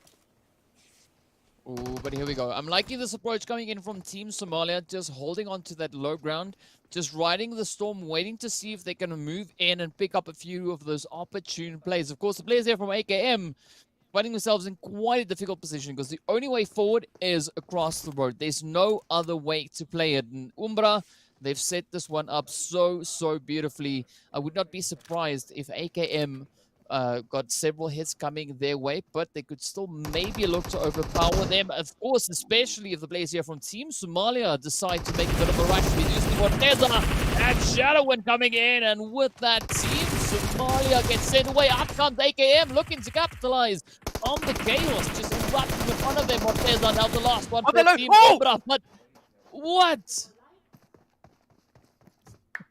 They make it happen.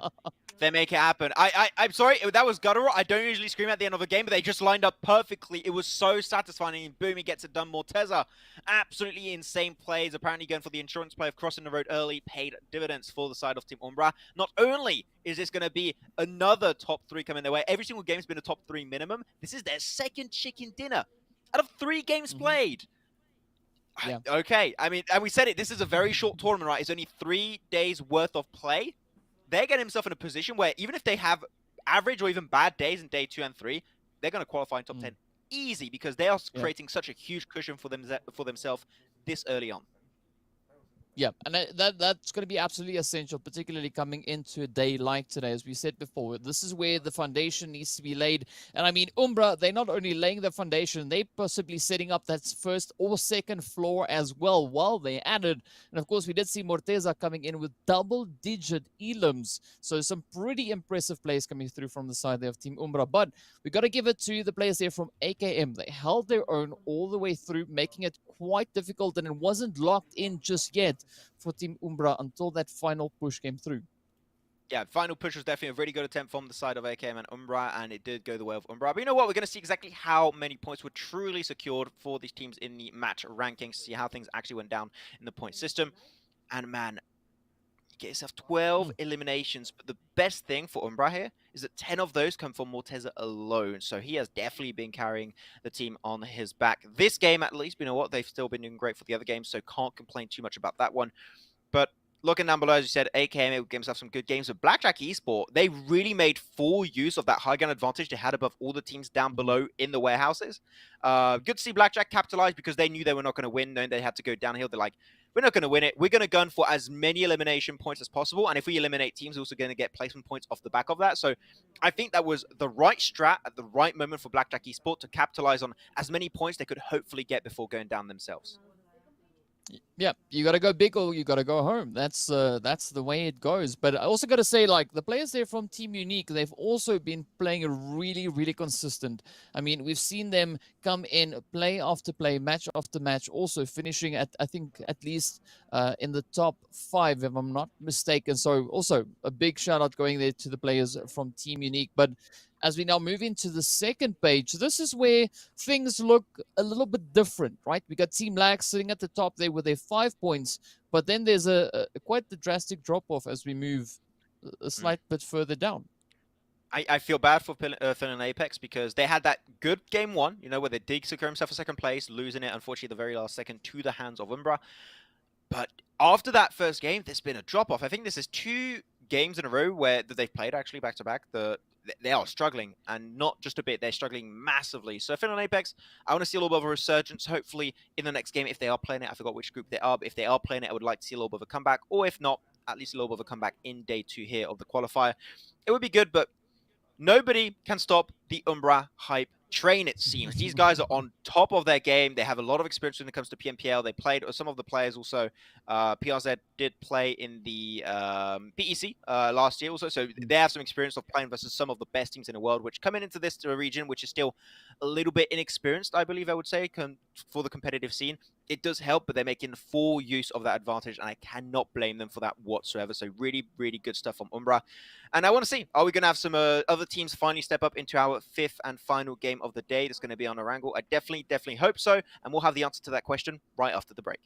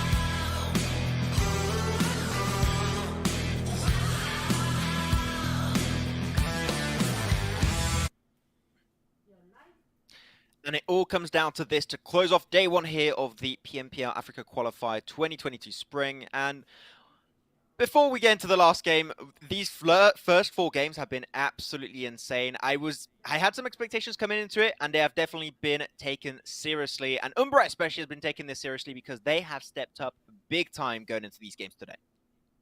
Yeah, we've seen some absolutely phenomenal gameplay coming on through. And I mean, yeah, the final match, it is going to be quite exciting to see what Group B and Group C are going to be bringing to the battlefield. As you know, the bar has been set so high in the first 4 matches. And this makes me so excited to see not only what this final match will bring, but what the rest of the qualifiers will have in store for us. Because, I mean, they're creating some pretty big shoes to fill here.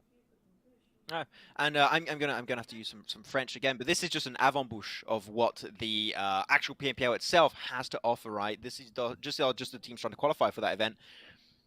The PMPL Africa is going to be a nutsy experience, so you definitely do not want to miss it. So just little recommendations, like don't forget to like, subscribe, hit the notification bell to be notified when that does go live. That's a pro tip. You know, maybe people maybe not too aware of how that works, but apparently I hear that if you want to get notified for the next PMPL for the African region, it is a pretty damn good thing to do. But DK, we haven't done predictions at all today. Yeah. I tried to avoid them as much as possible, okay? But we got a little bit of time before we do actually jump into the game. Do you want to do a bold prediction as to which team takes the chicken dinner? I'll do one myself after. B and C. I'll go with the Rila Insider. Oh, I think okay, that's a cool one. So B and C, I'll see. I'll take a little bit more time. The reason why I'm going to take a little bit more time is because I'm going to do this sick transition into the game. I don't know. Yeah, I shouldn't do that. I shouldn't do that. But hey, you know what? It's still going to be the game coming your way, ladies and gentlemen. Our 5th and final game of the day. It's on Erangel. The grassy pastures are back on board. And we'll see how this is going to go. And finally, we are not having a harsh eastern plane path. This is going to be a little, maybe, seems pretty northern. We'll see where it's going to end up. I think it's going to go towards mill to power position from where I see it. But this should be at least a little bit more forgiving than what we've seen in the past. But when it comes to my prediction, it's Group B, Group C. I would like to see myself a chicken dinner from Next Level because I think that they've shown some really good moments in their last 2 games. I think that would be nice to see it rewarded with the chicken dinner. So Next Level would be my prediction for this game. I think we've got 2 decent predictions here. So we'll see if one of us gets the W at the end of this one. Yeah, I mean, Erangel is definitely going to be where it's at as the teams are getting ready to move in. I mean, we did see, of course, the players there from Rila Insider coming in with a 4th place and on their first visit over on towards Erangel. And then if we look onto the other one, I mean, yeah, you said Next Level brought in that chicken, but they can't be blessed with too many chickens. It's day 1. We know that Umbra are kind of breaking the mold with regards to that, but you know, we gotta open it up. We gotta have more teams step up, bring in those chickens. Who will it be? Hopefully our predictions kind of pan off. And what I see is both our predictions on the opposite end of the map exactly lined up. That's good. That's good. Like that, we won't have to hot drop one another. At least that is not going to be an issue. This circle wants to get very, very nice with this type of plane path, so I have literally no complaints. But I am seeing 2 players getting close to Cube. Skoko and another player, Skydo. Skydo. So just be a little bit careful with that one. They are going to be moving away from one another. So luckily enough, that fight should not go any further than that. RTG, they like to go for these white splits. That's cool in my opinion. It is only phase 1. They just dropped out. You want to get your loot. That is completely okay. But I do believe that things could get a little bit interesting towards the eastern side of Everest / Ruins itself because players are a little bit intertwined, all mixed up. So you never know. One unlucky rotation, and if you have not the time to loot, we could lose a few players here and there really early on in the game. Yeah, but a really interesting wide split we see coming in from 2 teams in particular here. RTG and a Zero Tolerance Skill. We got Hates all the way up in the north, Skydo down below next to Coco. And Coco, of course, now venturing a little bit further on towards that Everest side. So definitely things are looking to heat up relatively early in this game as we've got your Killer Is. We've got the players there from SYR as well as Rila Insider finding themselves in an interesting position. But look at these rotations, though. We got Exodus heading down south. The shots now coming through as well, and that is what we want to see. We want to see the teams get right down to business, not even waiting for too much to happen. And it is going to be at the cost of one of the, I believe, the Your Killer Is players. Yeah, it might be happening here. I'm just taking it slow. Man, I can't think I got 5 more games to cast after this. I'm eating PUBG for breakfast every morning, apparently. I don't know. Not gonna lie, I had a brain fart moment there. I was like, man, I've got 5 more after this. This is cool. I like Yeah. it. I'm gonna be tired as hell, but I'm gonna finish before, yeah, but you know, that's fine. There you go. I just wanted to express my very sad life. I'm just kidding, actually. C'est la vie. C'est la vie, c'est comme ça. Oui. But of course, now we do see. Ooh, actually, the players from next level, they're heading down south. Max, they're going to be pushing on towards Exodus, holding on to that Millie base. So things could get quite interesting down on those far southern reaches, as the rest of the lobby, you know, everyone's just kind of enjoying the space. But here we have Unknown venturing right up to Joker. Why does my team I predict have to go for these weird plays? I'm literally surrounded by players right now. I don't know how he did not die there, but I'll take it. Exodus not going to be taking any shots just now. Maybe Emnes? No, he's not going to go for it. He moves out. He's safe and sound. All good to see for the time being. Though some teams are trying to center up, RTG regrouping a little bit quicker this time, so I do appreciate that. Thank you very much. Going for a little bit of a split, but still relatively center and close to one another. So if you do get a team that gets close, you can regroup. Not too much of an issue on that side, at least. Other than that, yeah, it seemed like now, especially after these first few games where you did have a few hot drops happening maybe here and there, we had so many Erangels happening that now you literally have almost no hot drops happening every single game, which I can appreciate. It seems like the meta is a lot more on very, very passive early game, a lot of macro, but things get very heated the closer you get towards that late game. Yeah, that is definitely a trend that we see kind of coming through here. But I'm curious to see, though, like, if anyone's going to be looking to change that up as we progress through, right? Because if things get a little bit too stagnant, you know, the teams get kind of stuck in a bit of a rut. And once the teams then qualify, we have our top teams. If they meet up on towards the PMPL Africa itself, they could be in for a little bit of a surprise, because we don't really know what the teams waiting for them are going to be bringing to the tables. But we know the Cryptics are in there, so and of course a few teams that we've seen in the previous PMCOs really playing some fantastic PUBG. So yeah, you know, things could be up in the air for the time being, but I'm really hoping to see teams looking to balance it out a little bit more, not focusing so much on mainly those late game engagements, but yeah, bringing in a little bit of those early game fights as well. I'm going to keep repeating myself, but I literally cannot wait for the African PMPL to start, because Cryptics, Lusai Esport, Yonku, Slime 4KT, G3 Temper, Intruder Africa, Team Myth, 1 Million Esport, Triple Esports, and Darkness are your 10 teams that already made it to that stage through a multitude of events that have been happening in the past, like, such as the African PMCO. I believe even the MENA event, I'm not sure. You know more than me on that one, DK, but they come from multiple horizons. And yeah, it's going to be an interesting clash of metas in that tournament, so you need to step up big time. You need to be part of the best right now in this qualifier to make it and to fight versus the best teams in the region. So we'll see, as things are once again taking a very slow turn, a very slow start, but that is pretty much expected. But the Blue Zone is now closing up, 50% closed up around these teams. So things are slowly but surely going to speed up to the point where we get to phase 2 and where teams are going to have to make some rather radical decisions.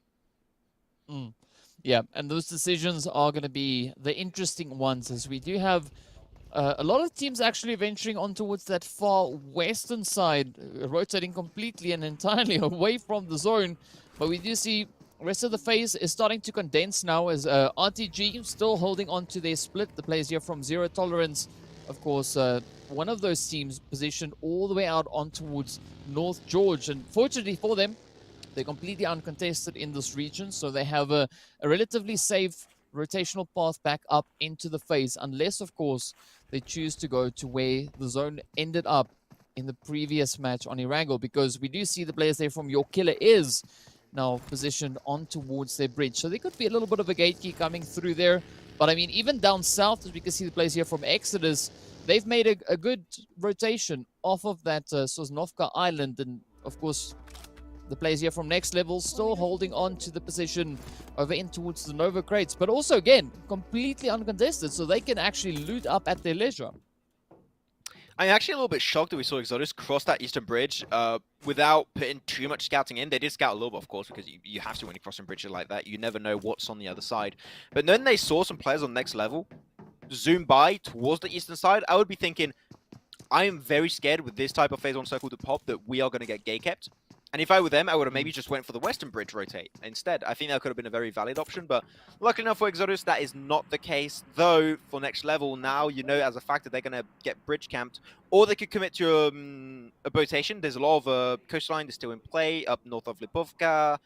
Milta Power coastline is still available, even Milta coastline if you want, even though I would not really recommend it, but all of the eastern coastline is a really good option. So next level, even if they do maybe struggle to cross that bridge, which it doesn't seem like Exodus even want to gatekeep it, there are still going to be options available for them later on.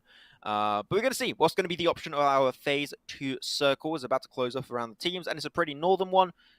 Not too much stress on the shoulder of these teams. This should be pretty easy to deal with, but it is getting closer to Yasnaya Polyana, so you never know. There's still that question mark of what if? What if we had some insane circles today? What if we did close off with a Yasnaya Polyana finish? There is a chance. But even though it seems unlikely, just keep that in mind. It might happen later on. It definitely could. And now we see the players here from Zero Tolerance continuing their rotation, actually trying to maybe make it all the way around towards the northern side there of Yasnaya. But I'm liking this rotation coming through from Grind as well.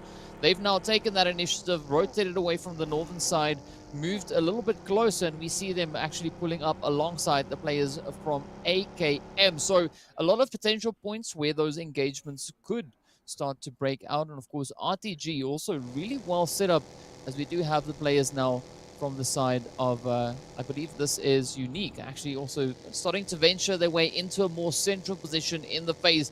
And we see a bit of a break of the trend here. A lot of teams actually moving in to a more centralized position instead of playing on the edge like we saw in the previous Erangels. With this type of circle, I think it's expected, DK, right? You have a lot of very central positions, which are very good. You've got Alamo, which is where VGS currently playing. You've got AKM's position, which is a little bit of a hilltop spot. You've got the Plateau, where it's played by Grind currently. So you've got a lot of very strong central positions that I think would be foolish to not take. So yeah, I think that if you have a circle like this, playing center is definitely the play. You got some decent edge play positions which are available. I'm especially thinking over to the western side. South, not really. Otherwise, you're going to have to go downhill late game, which is always something you want to try and avoid. So I'm looking at Exodus. I'm looking at also SYR. They want to try and maybe get a little bit closer to the eastern side of RTG. I think that would be a good option, just down of Mansion or to the west of Prison. That should be fine. But otherwise, yeah, teams have getting himself in position, very central, as you did say, so a little bit of a change of pace of what we saw in the past. But one thing that I'm a little bit scared with, and it did come to a realization for a second there, is that RTG are once again very split. If their splits are ballsy, they're risky, and in this case, it did not pay off. They lose one player for little to no reason. It's very unfortunate.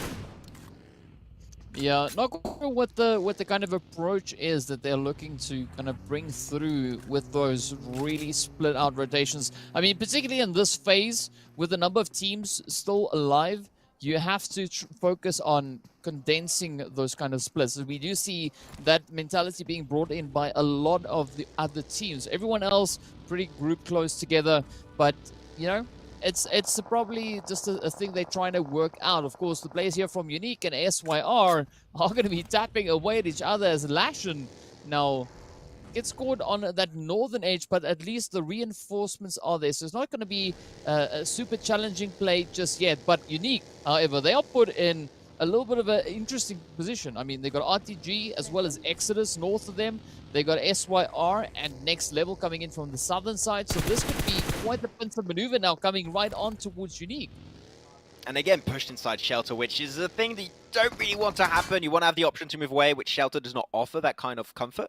So a little bit scary for Unique, but seemed like SY is not fully ready to commit to it because Next Level is pushing right down south of them. Phase 3 pops up, eastern side of Yasnaya Polyana, Mansion still in play, especially northern side of Mansion. You got that plateau northwest of Mansion with those big high ground position little buildings to play from.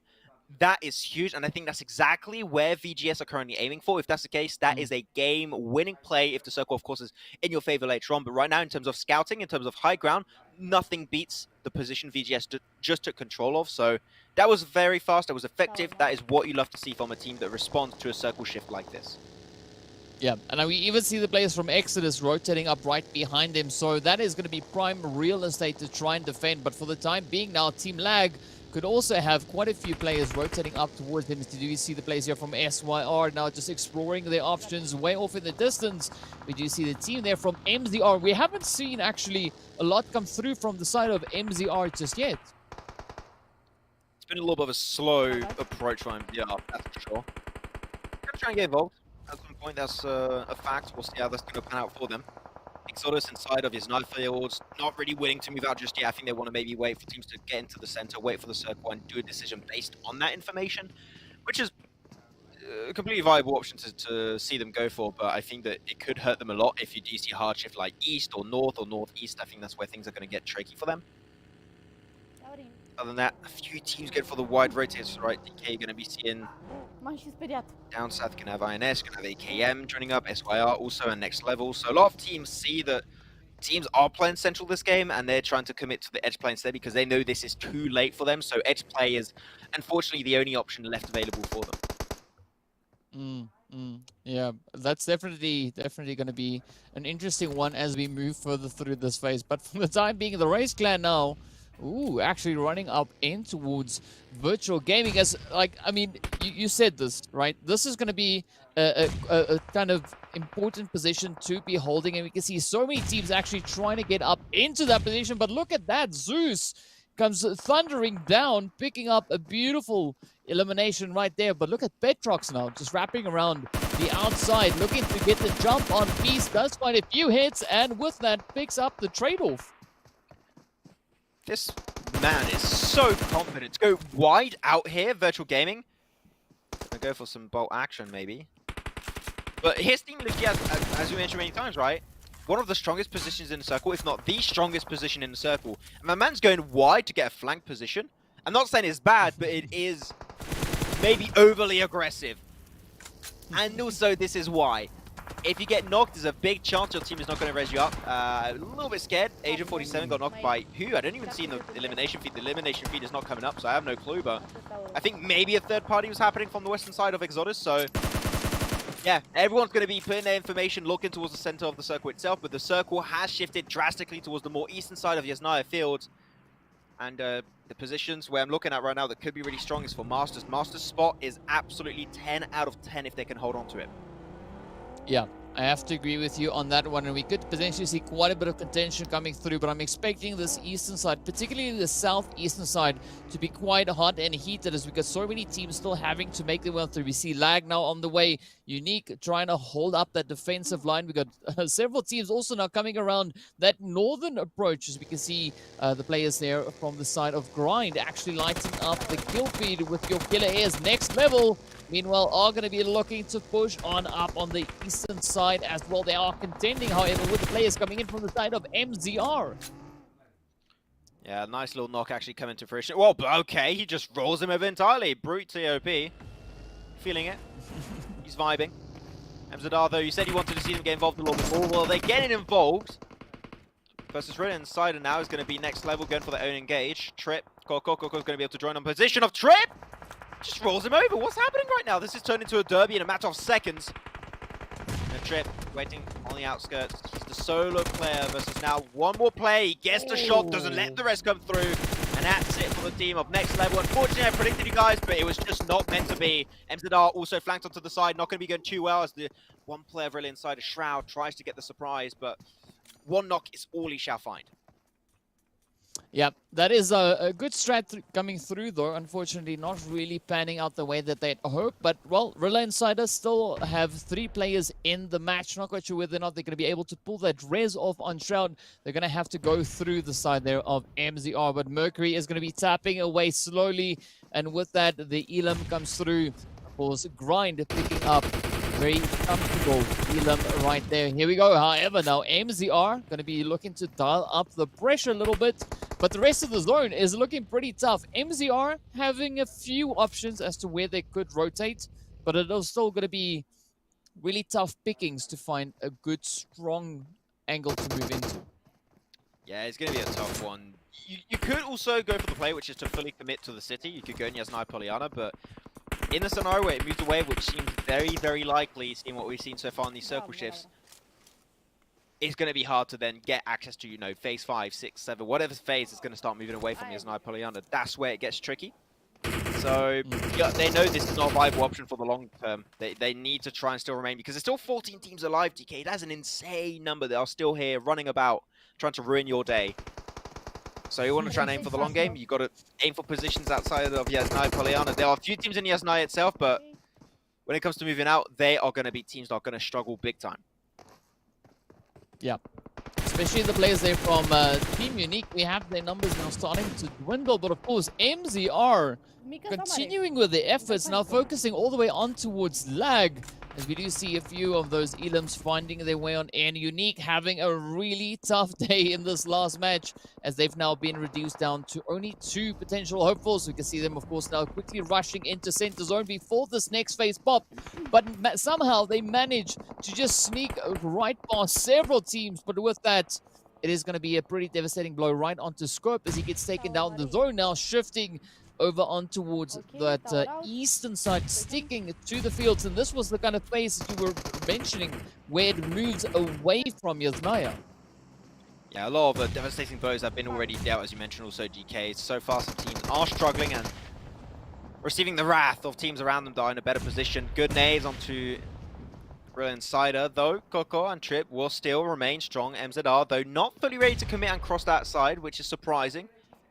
One nade puts him down to 50% HP, and Molly's going to come on through. Another nade coming in from the side, I believe was that another Molly. I'm not sure.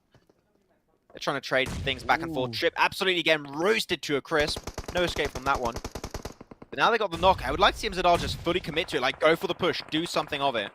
Trip.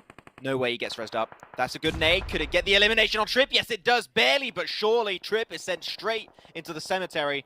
As now only Coco stands strong for the side of Rila Insider as they think of moving away, giving a chance of Coco to maybe heal off or maybe even snake his way in the circle. Yeah, that could definitely be an option. But of course, now we look onto the players here from MZR as they too continue to just lead their way up in towards the next phase. Focusing now onto the players here from Zero Tolerance that they've spotted down below. Paradox taking several hits as the spray down comes through from the side of RTG. Of course, the Masters going to town on Exodus all the way over on towards that western front, and it is going to be absolute chaos. We're in the 5th phase. There's 12 teams still alive here, Mac. 34 players, and look at that RTG. Hello, saying hello onto the players from Zero Tolerance, picking up and yet another elim. And with that, Zero Tolerance are down to only 2 remaining hopefuls. Objective for all of these teams right now, end the day on a high note. It's going to be great for your morale if you had a hard day so far. It's going to be great for your morale if you had a good day and you finish on an even better note. That would be what these teams want, so they can potentially start day 2 in the best mental state possible. There we go. More shots taken. Coco, unfortunately, I respect it, man. You tried to survive it by pushing in, but it did not quite work out. That's going to be a 12th place for Rila Insider. Feels bad. So our 2 teams are now out of the game. We are not good for predictions. We shall not do predictions again, TK. Not until the very end. We give up. Snipe. Yeah. So, spotted out. The nades getting back and forth. They have a general idea of where Snipe currently stands, but Masters are not ready to full commit. Oh, man, they're just jumping off the roof. They took way... Oh, my man! Did you see that? That was sick. He just jumped and he dropped into the car and he took 0 full damage. I wish I could do that. Yep. Bro. It's all about timing. I mean, we can just bow to the Masters. They are really, really gifted when it comes to making these interesting plays. But of course, now we look to see what they're going to be doing as they face off against each other. Seems outplayed now, just having Snipe patiently wait in anticipation, looking to see if they can potentially maybe pick up Ban in the process. But it is going to be a 1 or 2v4 play for control of this western side. But I mean, zone is still all the way over to the east, so we've got to get those rotations pulled off as well. Oh, this is really good from Snipe. If he can transport them out of the building, there's the off angle from Impulse. And that's huge. Only gets a little bit of damage done. Snipe gets picked away. Now down to 1 player's Impulse. Can he get it? They had no idea, but he gets backstabbed by another squad. And that's it. That's the end for the team. Eliminated in 8th place, and the number of teams just got halved in a matter of seconds here, DK. But it's not done just yet. Masters thinking of pushing out of Yasnaya Polyana. The blue zone is now starting to push forward, going to force them against the edge of Yasnaya. They need to move out ASAP. They almost don't have the time to heal up. They have no option in the matter. Yep, and of course that blue zone is not going to make things any easier for them. As you can see, AKM are now trying to rotate up into safety, but unfortunately getting picked off as those rotations come through. But, oh man, the players there from Grind just looking to capitalize it on it. We've got the Masters also displaying the hard cover here, but AKM now having to defend as the shots continue to fly off in all directions. With that, we are down to only 7 teams. 16 players remain, and it is going to be a fight to the finish as these teams are looking to secure their positions at the end of our first day of play here. Will they be able to pull it off? Will they be able to secure and lock it in? Up comes Bano trying to move down. He goes. Ilias, the last one left. 8KM also having the knocks come in their direction, and it is going to be a very crazy fight to secure that chicken. We completely missed out on the most important fight that was happening in all of this game so far. I don't know if you caught it, DK. That push onto RTG from MZR on the eastern side is absolutely huge. One of the most flawless breaches I think I've seen from MZR in the day. And they get himself huge control without losing a single player, by the way. That is how good of a breach that actually was. And now they have the man advantage. Every single other team doesn't have a 4-man stack, and only one has the 3-man stack. So MZR can make full usage of that man advantage to close this one off potentially. As always, it's going to be down to the circle shift. Is it going to be that little hilltop position that right now iShot or Virtual Gaming is playing from? Or is it going to go to the building over to the eastern side in favor of the team that's already went to that breach on RTG? Rossi. Nice grave right through the grass, and Faluji gets it done. BGS are putting the hurt down. They're dealing some damage severely to the squads around them. That split, we love to see it. It's so well played. It's so hard to escape from the grasp of VGS right now. I mean, this is some absolutely fantastic stuff. I mean, ask and you shall receive. Of course, MZR, as you said, holding strong, bringing all 4 players up into this late phase. Of course, AKM having quite a bit of a challenge up ahead of them. VGS also going to be looking now to try and pick off the players here from MZR as they have to make that rotation, but they can utilize the hard cover. They just trying to play these edges, trying to stay in these compounds as long as they possibly can. And I think this is a big brain strat coming through from MZR, right? It's so fortunate for them that current position they find themselves in is the only hard cover in this phase. Ooh, okay. That's the way to make up for the unfortunate circle shift. Reduce the numbers you're dealing with. 2 more nades. Zeus, I think, seeing the arch coming in, so he's not going to go for the res onto iShot. He knows that is not going to work out. So they move out. I'm not sure if the very edge of the circle's right behind that wall. If so, they can still hold on to it and wait for the numbers to dwindle even further. It could be a viable option, but Shot is going to get healed up for the side of VGS, so that's it. Back as a 3-man, hopefully as a first aid kit, which I do believe he has. Man, these nades are pinpoint accurate every time. Love to see it. Oh, and with that, now we have 2 teams falling down to our final 3. It is going to be MZR now looking to assert their dominance in this zone. Players there from Grind holding on to the high ground. VGS, the players from Virtual Gaming now just trying to ride that southern side, but up comes the rush as Albi just pushing on in, cooks up the molly. Is it going to reach all the way across? Definitely going to be potentially lighting a really difficult spot on fire. And with that one shot, only takes 1 molly to get taken down. Oh, no. Oh, no, he's done. Yeah, he's done. What a molly. Oh, the mollies are 10,000 IQ coming out from these guys. The IQ is so big, it creates gravity right now. That's what I can tell you. Another nade, trying to confirm Albi away. The smokes are coming strong. MZR want to try and make that cross happen eventually. But Grind, they've almost been forgotten about. People just almost do not know they're there. They still have an idea the team is there. Of course, seeing the numbers of players that are still alive. This is not only 2 teams. You have way more than that. Or way more. 1 more, should I say. But they made it over to the smoke, which I did not think was going to happen. VGS are struggling to get information with that third-person perspective. I think they should be even closer to try and get that information, but they're just not able to do so. And that's it. MZR back up once again as a 4-man crew, creating the man advantage once more. Yeah, but one thing Virtual Gaming is definitely not struggling with is finding elims. I mean, already on 12 double digits, I think that is the highest score we've potentially seen so far here today, if not on par with what Team Umbra has brought in a little bit earlier. But here we go now. as MZR getting ready to Ooh. move up. Oh, Hypnos with a devastating blow right on towards the players there for MZR. I told you they forgot about Grind Gaming. They forgot that they were there in the shadows waiting for their time to strike. And I also told you at the start of the day, right, Hainsley, this guy is an absolute beast. Given the late game finish potential, and he's going to get every single frag given the opportunity. So we'll see if they can make it work out, but they are currently the team struggling the most because they do not have the numbers to deal with the 3-man crew of VGS and the 4-man crew of MZR. Two more shots coming in, trying to get the engage shot, but relatively low, while Grind also peek above the side. Only gets damage done, but Albie's been forgotten about also. GG had no clue he was there. That's it. First player of Grind Gaming gets picked away. He has one more remaining. Hypno, give it his fair shot. Gets one knock, but that's all he shall get. And VGS, this is your prime time. This is your one single opportunity to take the win away. Despite losing one player, they're going to allow the rest to come through. And by doing so, they're almost 100% going to be losing their chance of securing this chicken dinner. Wow, I mean, this has just been absolutely insane, though. We've been asking for MZR to step it up, and here they are.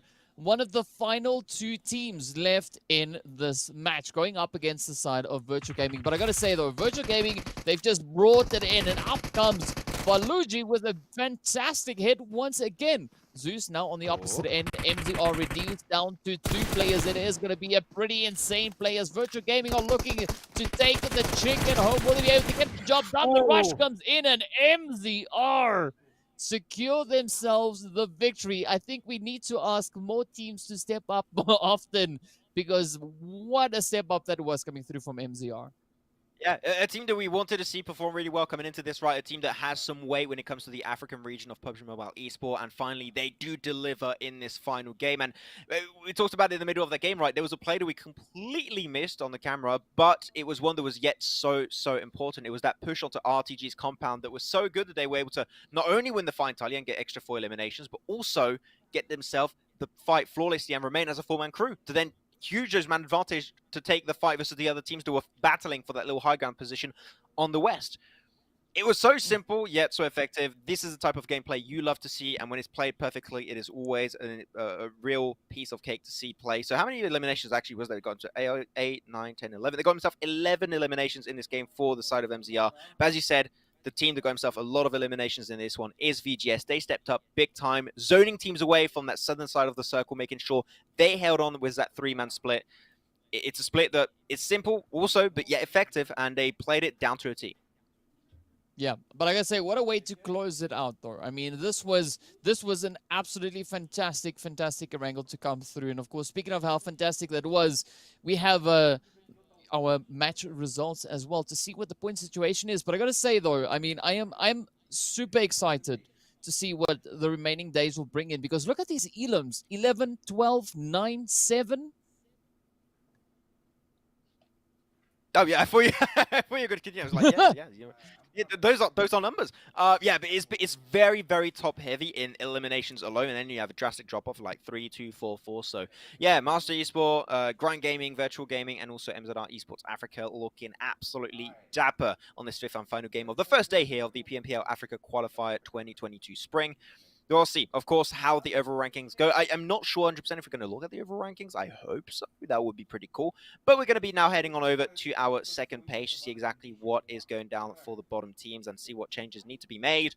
And yeah, RAZE Clan not performing even closely to what I initially expected, seeing how good they did in yesterday's games, just trying things out, and they absolutely outperform most of the lobby.